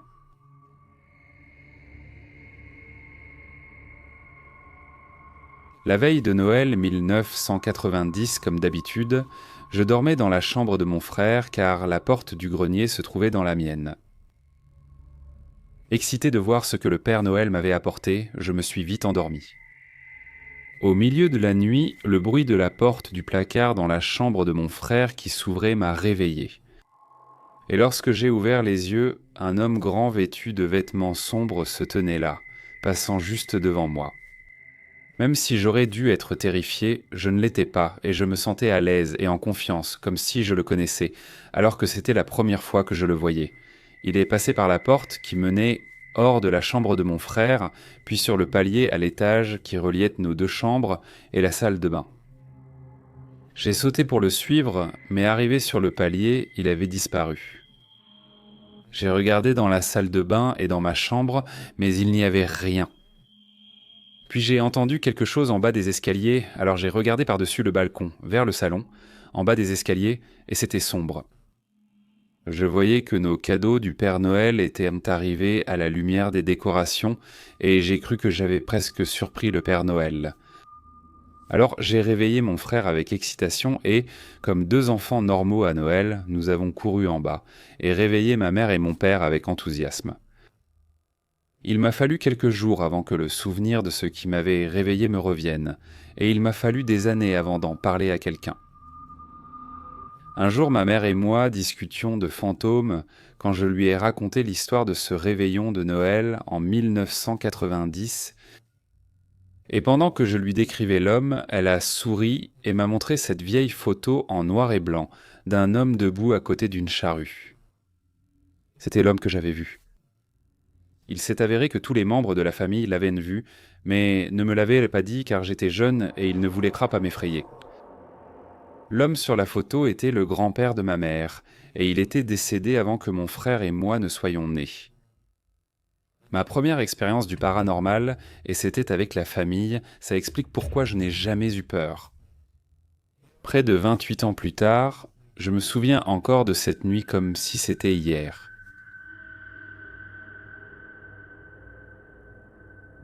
Mes grands-parents ont une grande maison en Angleterre parce que mon grand-père avait beaucoup d'argent hérité. Par argent hérité, je veux dire qu'il l'a reçu en héritage parce que la plupart de sa famille est décédée quand il était jeune, ce qui lui a permis de prendre sa retraite tôt. Avant ma naissance, c'est là que la majorité de ma famille vivait. Mon grand-père, ma belle-grand-mère, 4 oncles, un labrador noir et ma mère. Donc une maison très animée. Cette maison n'était pas très vieille quand mon grand-père l'a achetée, peut-être 20 ans, et elle n'avait pas l'air effrayante. En fait, elle avait l'air assez moderne pour une maison anglaise. Pendant un bon moment, tout allait bien, jusqu'à ce que le premier incident se produise. Le premier incident n'était pas effrayant. Franchement, ça aurait pu être une blague faite par n'importe quel membre de la famille. Tout a commencé dans la plus petite pièce connue comme la chambre des enfants. Il y avait un verrou à l'extérieur de la porte pour empêcher le chien d'entrer, car cette porte était facile à pousser pour lui. Chaque fois qu'un membre de la famille, peu importe qui, entrait dans la pièce, il se retrouvait enfermé à l'intérieur. Cela signifiait qu'ils ne pouvaient pas déverrouiller la porte puisqu'ils étaient pendant à l'intérieur. La plupart du temps, ils appelaient à l'aide et frappèrent à la porte jusqu'à ce que quelqu'un vienne, mais parfois il n'y avait personne à la maison, et la personne enfermée devait utiliser le téléphone fixe pour appeler un membre de la famille à proximité afin qu'il vienne la libérer. Ma famille n'est pas très superstitieuse, surtout mon grand-père qui n'a aucune tolérance pour ce genre de choses, donc tout le monde avait l'habitude de blâmer ma mère. Je sais que ce n'est que sa parole, mais elle a promis à la famille que même des années plus tard, ce n'était pas elle. Ma mère n'était pas superstitieuse avant de devoir passer la nuit dans cette petite chambre, car en voyage, un de ses frères avait pris sa chambre. Le deuxième incident a eu lieu pendant 2 des nuits où elle a dormi là. Une nuit, elle s'est réveillée vers 1 ou 2 heures du matin et a vu une grande silhouette près de la porte quitter la chambre. Elle a pensé que c'était peut-être ses yeux qui ne s'étaient pas bien adaptés après s'être réveillée, alors elle s'est recouchée et s'est tournée vers le mur. Elle s'est ensuite retournée environ 10 minutes plus tard, voyant la chambre beaucoup plus clairement dans le noir, et la silhouette était toujours là. Elle a pensé cette fois que c'était l'un de ses frères, alors elle les a appelés. N'obtenant pas de réponse, elle s'énerva et alluma sa lampe. Rien n'apparut près de la porte, alors elle éteignit lentement sa lampe, un peu secouée, et se rendormit. La nuit suivante, la même chose se produisit, mais cette nuit-là, elle était moins anxieuse et n'y prêta pas attention, n'en parlant jamais vraiment. Mais la 3e nuit, en se réveillant à nouveau, il n'y avait rien. Aucune silhouette à la porte. Elle trouvait cela étrange, mais n'en a parlé qu'après ma naissance, lors de mes vacances de Noël chez elle. C'était le 3e incident. Étant le plus jeune de 6 enfants, je devais dormir dans la chambre des enfants. La veille de Noël est arrivée et je me suis réveillé vers minuit.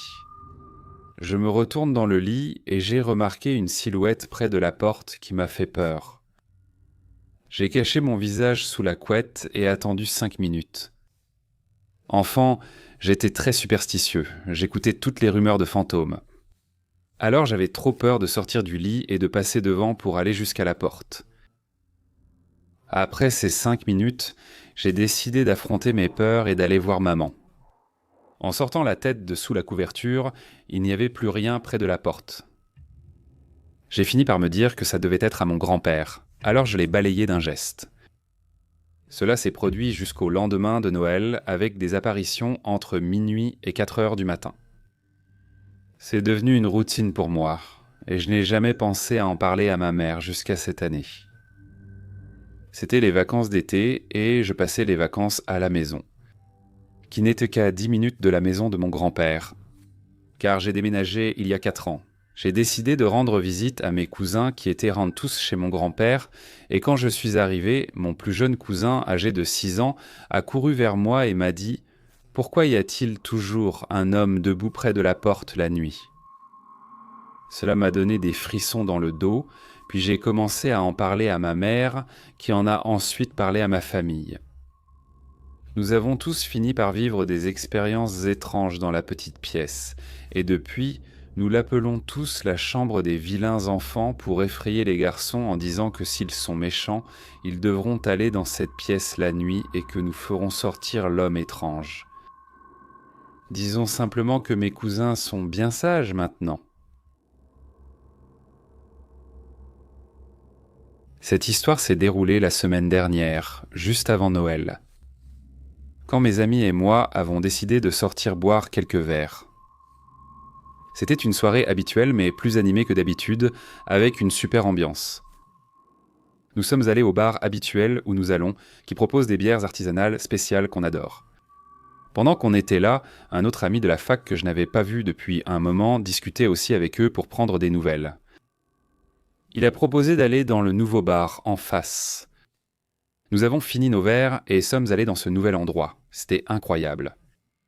L'endroit était bondé et avait une super ambiance chaleureuse. Nous avons eu une table et j'ai dû aller aux toilettes en commandant. En allant aux toilettes, je suis passé devant cette fille aux cheveux noirs qui m'a vu, m'a dit bonjour tout en me dévisageant. Je lui ai répondu bonjour et j'ai continué vers les toilettes. Je suis revenu quand mon ami de la fac a dit « Je dois y aller ». Nous nous sommes dit au revoir, nous avons fini nos verres, et mon autre ami a suggéré d'aller dans ce bar de nuit, alors nous sommes partis. En entrant, l'endroit était plus calme. Il y avait principalement des couples, mais nous sommes restés et avons commandé des verres. Quelques heures ont passé quand 3 filles sont entrées et se sont mises au bar pour commander. Elles étaient en très ivres, et qui était avec elles ? La fille aux cheveux noirs.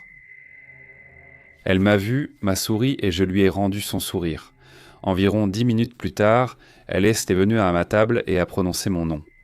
Je l'ai simplement regardée, puis j'ai regardé mes amis qui avaient aussi l'air perplexes. Ce qui m'a le plus effrayé, c'est sa remarque suivante. Elle m'a dit mon adresse, ma ville natale, qui j'étais et toute ma famille. Perplexe, je lui ai demandé si elle me connaissait par l'un de mes proches. Et elle a dit « Non, je te connais, c'est tout ». Je ne l'avais jamais vue de toute ma vie, juste dans l'autre bar un peu plus tôt. Elle a parlé à mon ami, puis son autre ami nous a regardés horrifiés, est venu et a tiré la fille aux cheveux noirs loin de nous. On s'est juste regardé, stupéfait, sans comprendre ce qui venait de se passer. Nous avons décidé d'aller dans la zone fumeur. En marchant vers la table, je suis passé devant cette petite femme blonde qui m'a appelé par mon prénom. Je lui ai dit bonjour et, intrigué, j'ai regardé dans sa direction. La fille à côté d'elle a dit « Tu l'as appelée par son prénom ». Elles sont vite parties. Nous sommes partis peu après et rien de fou ne s'est passé. Presque partout où je vais, les gens viennent toujours me parler. J'ai l'air d'avoir un visage sympathique, mais j'ai eu ma part de rencontres étranges. Mais cette histoire m'a laissé perplexe. Plus qu'elle ne m'a effrayé. Comment me connaissait-il ? Cela m'est arrivé lorsque je vivais dans le New Jersey, il y a environ 6 ans. Je vivais littéralement à 10 mètres de la frontière entre le New Jersey et New York. Je suis un gars plutôt normal, mais les gens autour de moi me disent que j'ai tendance à dire beaucoup de choses bizarres. Une fois, alors que je conduisais dans une zone boisée du New York rural, j'ai dit à mes amis « Je me demande combien de corps sont enterrés ici et n'ont pas encore été découverts. » Pour moi, ce n'était qu'une question, certes morbide, mais rien de plus. Ce n'est pas vraiment la meilleure façon de mettre les gens à l'aise, car ils m'ont tout dit de me taire, parce qu'ils ont tous eu la chair de poule. Donc même à cette époque, beaucoup de gens savaient que j'étais plus sensible au côté obscur du monde. Heureusement, à mon avis, ma capacité a commencé à s'estomper. En vieillissant, la nature mystérieuse de notre monde a commencé à se mêler au monde naturel que nous voyons et entendons. Mais une fois, pendant un court instant, cela m'a fait remettre en question la réalité dans son ensemble. À l'époque où j'avais un ami qui était une personne très attentionnée, à chaque fois que les fêtes arrivaient comme une horloge, il m'invitait gracieusement chez sa famille pour des dîners et d'autres événements similaires. Mais ce réveillon de Noël-là avait une sensation un peu différente. Comme si j'avais une raison d'être là, quelque chose ou quelqu'un m'avait poussé à être là ce soir-là, À l'époque, je vivais seul, ma mère étant en Californie et ma sœur dans l'Ohio. C'était déjà bien de recevoir des appels d'eux pendant les fêtes. À cette époque, j'avais l'impression de vivre ma vie comme je le voulais. Après être rentré du travail dans ma petite chambre que je louais à cette dame et à son enfant, j'ai commencé à me détendre après une journée ordinaire et j'ai bu quelques bières en regardant Netflix. Le temps a commencé à s'estomper lentement. Et je regardais l'écran de l'ordinateur sans réfléchir quand j'ai reçu un message de mon ami, Kevin. Kevin vivait aussi avec sa mère et sa sœur dans la ville voisine. Il m'a demandé si je voulais venir chez lui pour le dîner du réveillon de Noël. Et comme je n'avais que de la nourriture emballée chez moi, j'ai accepté. Cependant, j'ai trouvé le moment un peu étrange. Il a dit qu'il viendrait vers 9h30 alors que ma famille dînait toujours plus tôt dans la soirée. Mais j'ai haussé les épaules et j'ai décidé d'y aller. Je suis sorti de chez moi à 9h15 et peu de temps après, j'ai conduit jusqu'à sa maison. Je fredonnais un petit air de Noël qui passait à la radio de la voiture. Et peu de temps après, j'ai garé ma voiture devant chez lui. Je me sentais mal d'entrer chez quelqu'un comme ça, alors j'ai pris la petite bouteille de vin que je gardais dans mon placard comme cadeau pour sa mère. C'était ma bouteille préférée de Cabernet Sauvignon, venant de mon état d'origine. La mère de Kevin m'a accueilli à la porte et elle m'a fait un énorme câlin. Malgré sa petite taille, elle a toujours eu une grande présence. Le simple fait d'être près d'elle te faisait te sentir en sécurité et au chaud. La maison de Kevin avait un plan d'étage étrange. Quand tu entrais par la porte d'entrée, tu arrivais sur un escalier en colimaçon et un couloir. À gauche, il y avait le salon du bas, la pièce de rangement et la porte du garage. À droite, tu trouvais l'escalier menant à l'espace de vie principal avec une cheminée chaleureuse et la cuisine. Cela peut sembler étrange, mais quand tu entrais par la porte d'entrée, tu entendais toujours un grondement sourd ou un gémissement venant de la gauche. Kevin avait une chienne qui n'était pas très accueillante avec les invités, et quand elle sentait la présence de quelqu'un d'autre que sa famille, elle allait toujours s'allonger sur le canapé qui se trouvait dans la pièce de rangement. Je me suis dit, eh bien, joyeux Noël à toi aussi, vieille chienne grincheuse. J'ai toujours espéré qu'elle finirait par s'habituer à moi, mais je suppose que ce n'était tout simplement pas prévu finalement. Nous sommes allés au salon principal ou à la cuisine pour prendre une boisson chaude. Sa mère servait soit de la bière, soit du chocolat chaud, et je suis sûr d'avoir pris les deux. Le dîner n'était pas servi chez Kevin, car à chaque fête, il descendait dans la rue et allait chez leur tante ou auparavant chez son grand-père, au début de la rue.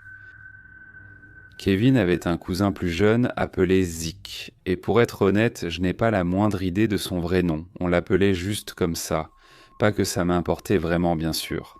La mère de Zik était une sainte, mais son père était un abuseur. Il ne levait pas la main sur sa femme. Mais il l'abusait verbalement depuis la naissance de leur fils. Zik a progressivement commencé à imiter son père et à réprimander sa mère aussi, ce qui m'agaçait au plus haut point. Kevin et moi, nous nous moquions de lui pour plaisanter ou pour lui faire un petit retour de bâton parce qu'il déshonorait sa mère. La mère de Zik était une excellente cuisinière et gagnait aussi beaucoup comme comptable dans une grande entreprise. J'ai l'impression que son mari a toujours été jaloux de ça. Cet homme, ce sale gros type. Sa cuisine était incroyablement satisfaisante et elle prenait soin de moi comme si elle était ma propre tante. Quoi qu'il en soit, après le dîner, la mère de Zik et la famille de Kevin sont retournés à la maison de Kevin pour prendre une boisson chaude. J'espérais que ce n'était qu'une simple boisson chaude, mais quelque chose de curieux allait se produire. À la maison, il était presque 11h30 et je commençais à penser qu'il était temps de rentrer, mais Kevin m'a en fait dit que je pouvais rester un peu plus longtemps. Je me suis alors dit, pourquoi pas ? Ce n'est pas comme si quelqu'un m'attendait dans ma chambre. Après des boissons chaudes, nous nous sommes installés dans le salon à l'étage. Il y avait la mère de Kevin, la sœur de Kevin et son ami. L'oncle de Kevin, pas le gros, et l'autre cousin de Kevin. En cercle parfait. Ça avait l'air planifié. Juste avant que ça n'arrive vraiment, la mère de Kevin m'a expliqué qu'ils s'asseyaient tous ensemble la veille de Noël pour penser à toutes les personnes qu'ils aimaient et qui sont décédées, et espérer pour que leurs esprits se joindraient un à eux pendant la nuit sacrée. Elle m'a en gros dit qu'il ne se passe jamais vraiment rien, mais qu'ils ressentent la chaleur dans l'air et souhaitent une bonne année. Maintenant, cela aurait été très bien, mais parmi eux se trouvait un canal vers l'autre monde. Oui, ils avaient une raison précise de m'inviter à dîner. Je leur suis toujours reconnaissant pour leur attention quand je vivais seul, mais cette nuit-là, c'était tout autre chose. J'allais découvrir quoi, de façon inimaginable. Alors que l'horloge tournait, j'ai commencé à me sentir étourdi, comme si quelque chose dans l'air ou l'atmosphère commençait à changer. Pas exactement mauvais, mais pas vraiment sain non plus. J'ai commencé à entendre quelqu'un essayer de s'éclaircir la gorge dans un coin, entre moi et la sœur de Kevin. De toute évidence, il n'y avait personne assis là, mais moi je pouvais entendre cette personne. On aurait dit qu'elle essayait de tousser sans succès, ou qu'elle s'éclaircissait la gorge. J'ai dit à la mère de Kevin qu'il y avait quelqu'un à côté de moi qui faisait ça, et ses yeux se sont écarquillés un instant, puis elle a dit « Tante Ruth est ici avec nous ». J'ai demandé à Kevin qui était Tante Ruth, et il a commencé à me dire qu'il avait une grande-tante qui était décédée il y a au moins 10 ans d'un cancer de la gorge. Elle avait un de ces trous dans la gorge, juste pour pouvoir respirer. Je crois que ça s'appelle une stomie. Et j'ai commencé à transpirer des paumes exactement au moment où il a fini de me raconter l'histoire. Tout le monde avait l'air ravi sauf moi. Je n'éprouvais que de la peur. Puis, du coin de l'œil, j'ai vu une petite ombre filer depuis la chambre de la mère de Kevin. J'ai commencé à soupirer sans arrêt et j'ai dit à Kevin que j'étais content de voir son autre chien, Barney. J'ai toujours eu une relation d'amour-haine avec Barney, car en voulant lui caresser la tête, je lui ai accidentellement mis un doigt dans l'œil. Mais Kevin s'est assis à côté de moi, raide, l'air choqué, et m'a dit que ce n'était pas possible. J'ai soudainement ressenti une nouvelle angoisse dans mon ventre, lorsque Kevin m'a dit que Barney était décédé cet été-là. J'ai dit que ce n'était pas possible, parce que je venais juste de voir son ombre alors qu'il courait vers sa mère. Kevin a excitément raconté à tous ce que je venais de voir. Ils s'exclamèrent que c'était incroyable ou disaient en temps se sentir bénis d'avoir leur chien de retour une dernière fois. Je suis resté assis, commençant à me sentir mal, tremblant et tentant de comprendre la situation. Ce sentiment de malaise n'a duré qu'une seconde. Soudain, sans prévenir, un point entre Kevin et sa mère s'est mis à briller dans mon champ de vision. C'était si lumineux que je ne pouvais pas distinguer ce que c'était, mais j'ai ressenti une sensation très chaleureuse, et j'avais l'impression que quelqu'un était assis là. Toute la pièce était enveloppée dans cette lueur chaleureuse, et cela m'a fait me sentir détendu, même si quelque chose d'incroyable m'arrivait cette nuit-là. J'avais l'impression que Saint Nicolas ou le Saint-Esprit était devant moi, mais cet être a commencé à parler à travers moi. Il m'a demandé de dire à la famille de Kevin que tout ira bien, et que l'année suivante ne sera faite que de bonnes nouvelles. J'ai dit à Kevin ce que je ressentais, voyais et disais. La mère de Kevin s'est mise à sangloter en évoquant son grand-père, pilier de la famille. Maintenant, la rencontre étrange n'était pas terminée. Alors que je voyais cette lumière commencer à étendre sa lumière vers la mère de Zik. Elle m'a demandé de lui dire que les choses n'iront qu'en s'améliorant à partir de maintenant, et qu'elle ne devrait pas avoir peur de l'obscurité qui persiste dans sa maison. Lorsque j'ai commencé à lui dire exactement ces mots, la mère de Kevin et la mère de Zik se sont mises à sangloter ensemble, ouvertement et bruyamment. Avant que cette présence ne disparaisse comme elle était apparue, elle m'a montré sa forme. L'être de lumière avait la silhouette nette d'un homme âgé en uniforme militaire. Il m'a remercié dans mon esprit et m'a aussi dit de dire à Kevin qu'il était fier de lui pour avoir suivi ses traces. Kevin, après avoir entendu ce que j'ai répété de cet être, a caché son visage dans ses mains et ses yeux se sont remplis de larmes. Puis c'était parti. Dans ma tête, tout cela n'a duré que quelques instants. Mais quand j'ai vérifié l'heure, presque 3 heures s'étaient écoulées. Je me suis levé de ma chaise à 2h30 du matin. Tous les membres de la famille m'ont soit serré dans leurs bras, soit tapoté le dos, mais pour moi ce n'était pas vraiment quelque chose de facile à accepter. C'était soit incroyable, soit terrifiant. Je ne comprends pas cela. Dois-je me sentir utilisé ou étais-je un passage vers l'autre côté? Il me restait une question que je n'ai pas posée. Que voulait-il dire par l'obscurité? Qu'est-ce qui rôde dans la maison de Zik? Qui exactement s'est assis sur la chaise cette nuit-là? Et qu'en est-il de l'ombre? Les chiens ont-ils même une âme ou un esprit? Je peux te dire que c'était la première et la dernière fois que je passais le réveillon de Noël avec la famille de Kevin. Je pense qu'on m'a fait participer à une séance sans que je sois conscient du mal que cela pouvait causer. Je ne suis toujours pas sûr à 100% de devoir être heureux d'avoir rendu service. C'est vraiment étrange de ressentir, de voir quelque chose que les autres ne peuvent pas percevoir. J'ai aussi le sentiment que la soirée aurait pu se dérouler d'une manière très différente, ainsi qu'une porte que je ne suis pas prêt à franchir ou à porter. C'était il y a environ une dizaine d'années, peut-être un peu plus. J'étais en 6e et j'étais seul à la maison à cause des vacances de Noël et de mes parents divorcés. Je vivais dans l'une des plus grandes villes d'Alaska, dans un quartier de classe moyenne. Les maisons étaient assez éloignées les unes des autres, avec de très longues allées, mais les voisins d'à côté nous connaissaient assez bien pour savoir si quelque chose n'allait pas. Il était environ 16 heures, je crois, et ma mère était partie travailler tôt, mais elle s'était arrêtée pour acheter des courses, ce qui était déjà un cadeau en soi de ne pas avoir à faire les courses. Je n'étais pas encore débarrassé de mes problèmes de dos et je ne pouvais pas supporter de marcher pendant plus d'une heure. Bref, j'étais dans ma chambre en train de regarder un film avec Jackie Chan, Le Tour du monde en 80 jours, quand j'ai entendu frapper à la porte. Je n'ai pas répondu, pensant que ce serait juste quelqu'un venant demander à voir mes parents pour des panneaux solaires ou autres. Mais quand j'ai entendu que ça devenait de plus en plus fort, et qu'à la 3e fois c'était encore plus fort, j'ai commencé à avoir peur. On m'a toujours dit d'appeler la police si quelqu'un agissait de façon suspecte, mais j'étais sans doute trop terrifié à ce moment-là. Étant en pyjama et en train de profiter de mon film préféré à ce moment-là, je n'en avais tout simplement pas envie.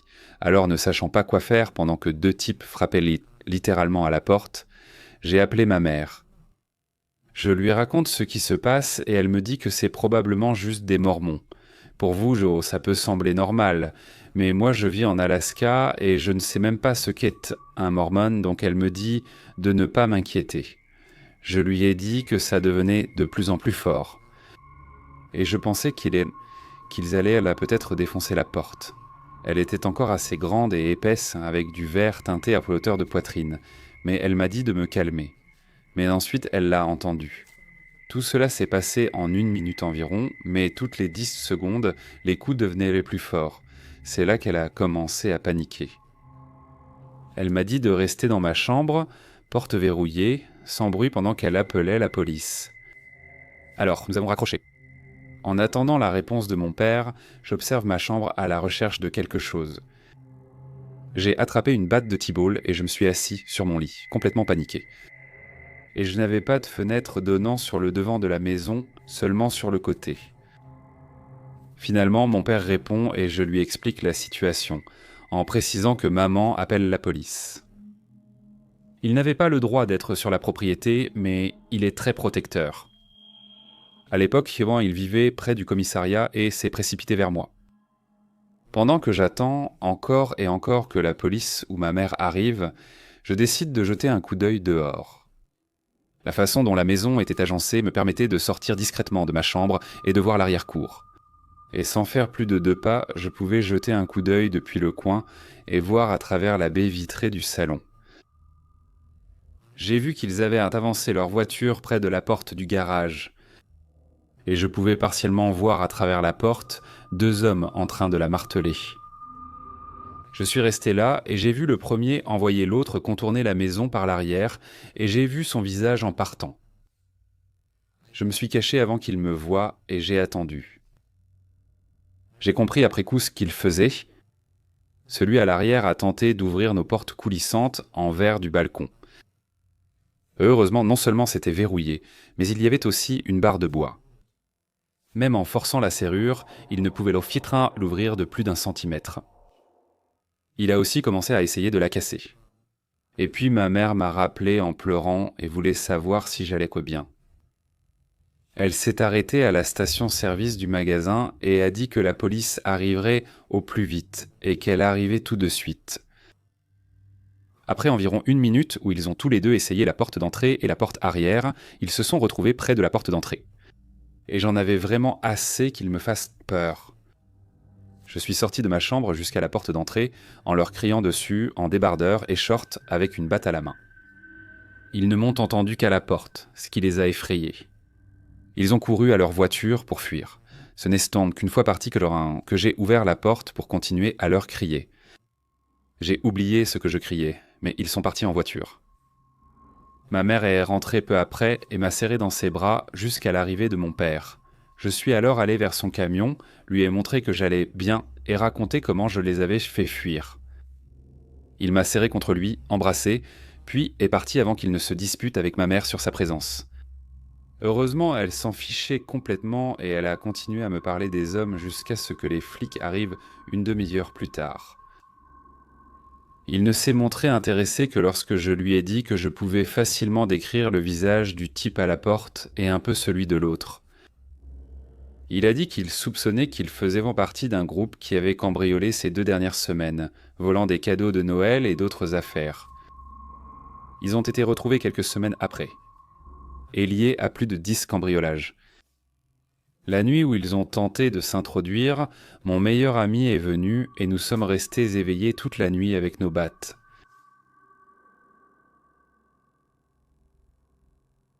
Le jour de Noël 2016, j'ai participé à un échange de cadeaux avec ma mère et la famille de son petit ami. En résumé, j'ai finalement reçu une bonne bouteille de ce whisky à la vanille. J'aimerais ajouter que cela s'est passé dans le nord de l'Alberta, une région assez isolée et froide à cette période de l'année. Et quand je dis froid, c'est vraiment froid. Maintenant, la véritable histoire. Donc, vers la fin de la journée, j'ai décidé d'aller faire un feu et de goûter mon nouveau whisky dans notre abri juste au bout de la route. J'y suis resté environ 1 heure tout seul et tout était normal comme d'habitude. Il fait sombre et étoilé la nuit, il y a à peine une brise dans les bois et c'est calme, à part le passage occasionnel d'un véhicule sur la route juste à côté de cet endroit. Je décide enfin d'ouvrir la guignole et de me préparer un whisky coca. Pendant que je sirote mon verre, les flammes du feu diminuent car la plupart du bois a brûlé, alors j'ajoute 1 ou 2 bûches et je commence à souffler sur les braises pour raviver les flammes. Alors que je souffle, j'entends un coup fort et percutant. Ce n'était ni un craquement ni un crépitement, mais un coup de bois contre bois. Aucun doute là-dessus. J'estime que le son provenait d'environ 20 mètres. C'était clair comme de l'eau de roche et fort. Mon cœur bat à 1000 à l'heure. Ma prise se resserre autour de ma pelle multifonction, la seule protection que j'ai. Et je reste aussi immobile que possible, la tête tournée vers l'obscurité de la forêt d'où j'ai entendu le coup. Je n'ai pas de lampe de poche pour éclairer la zone, à part la lumière de mon iPhone qui était inutile. J'attends que quiconque ou quoi que ce soit fasse un mouvement. Je suis persuadé que quelqu'un s'est arrêté sur l'autoroute et s'est approché de moi sans que je le voie, tentant de me jouer un tour. Je dois ajouter que ma ville est dangereuse. Il y a beaucoup d'activités criminelles ici. Vols, cambriolages, fusillades occasionnelles, car il y a pas mal de gens un peu fous ici. Alors que j'attends que quelqu'un ou quelque chose fasse un geste, j'envisage de crier « Voin, qui est là ?» Je résiste à cette envie cependant, car j'étais tellement sur les nerfs que si quelqu'un avait répondu à mon appel. J'étais sûr que j'allais se foncer et blesser gravement la personne par peur. Alors je m'assois calmement pendant quelques minutes et j'écoute. Au bout d'environ 2 minutes sans rien entendre, je décide de ranger mes affaires. Je ramasse très doucement et lentement ma tasse, ma bouteille de whisky et mes déchets pour les mettre dans mon sac à dos, puis je me dirige vers la cour, tout en écoutant et en surveillant cette même zone. Le quad était égaré à environ 5 mètres devant moi, dans la direction du coup. Quand j'allume mon quad, les phares éclairent dans cette direction. Je jette un coup d'œil vers les bois devant moi pour voir si je remarque quelque chose. Mais il n'y a rien. Alors je me dépêche de partir, je gare rapidement le quad dans le garage et je rentre à l'intérieur pour aller me coucher. Je me lève le lendemain et je ressors pour chercher des traces, car il avait neigé le jour de Noël. Une nouvelle couche de neige fraîche d'environ 2 à 5 cm recouvrait le sol et j'étais convaincu que j'allais y trouver les traces de celui ou de ce qui avait frappé. Je me dirige vers la zone et je ne vois rien, alors je décide de faire le tour complet de la fosse pour être sûr qu'il n'y avait rien. Je n'ai vu aucune perturbation dans la neige à part mes propres traces, même pas de traces de lapin. J'étais complètement seul. J'ai essayé de trouver une explication, mais aucune n'a de sens pour moi, sauf une personne sans empreinte, car j'aurais entendu la neige craquer si quelqu'un avait essayé de s'approcher discrètement. 2, un animal, mais aucune trace. Quel animal peut attraper du bois et hocher la tête ? Est-ce que ça aurait pu être un arbre qui tombe, une grosse branche, un Sasquatch, un esprit ? Toutes ces possibilités ont traversé mon esprit à toute vitesse. Quand mon esprit a pensé à l'option de l'esprit, est-ce que ça aurait pu être mon chien ou ma grand-mère qui me disait de rentrer à la maison tout de suite ? Comme si j'étais resté dehors, je ne serais pas rentré chez moi vivant. Même si je n'avais pas prévu de me saouler, je tiens mal l'alcool, et il était tout à fait possible que je me saoule et que je m'endorme. C'est aussi la première fois que je bois dans les bois. Je suis déjà sorti la nuit des millions de fois. Il ne m'est jamais rien arrivé de ce genre avant que je n'apporte de l'alcool. J'aimerais terminer cette histoire en vous informant que j'ai perdu un ami environ 1 an après cet incident à cause de l'alcool et du froid. Je ne peux pas m'empêcher de penser à des théories folles selon lesquelles c'était lui venant du futur. Je suis sûr qu'il rirait de cette théorie. Il me manque vraiment, ce gars-là.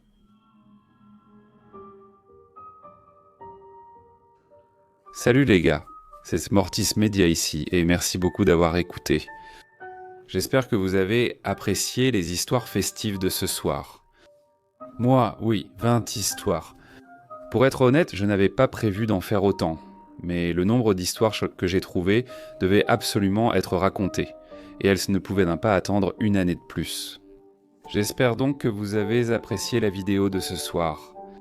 Si c'est le cas, n'oubliez pas de me le faire savoir en laissant un commentaire, en mettant un like et en vous abonnant.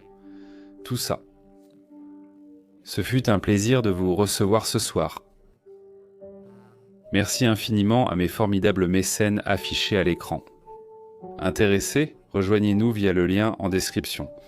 Et pour seulement $1 par mois, vous m'aiderez vraiment. Joyeux Noël après tout. J'espère vraiment que chacun d'entre vous a passé des fêtes plutôt agréables. Je suppose que c'est le mieux qu'on puisse espérer en ce moment. De très bonnes fêtes. Et j'espère que c'était un petit ajout agréable à écouter pour tous ceux qui sont encore là.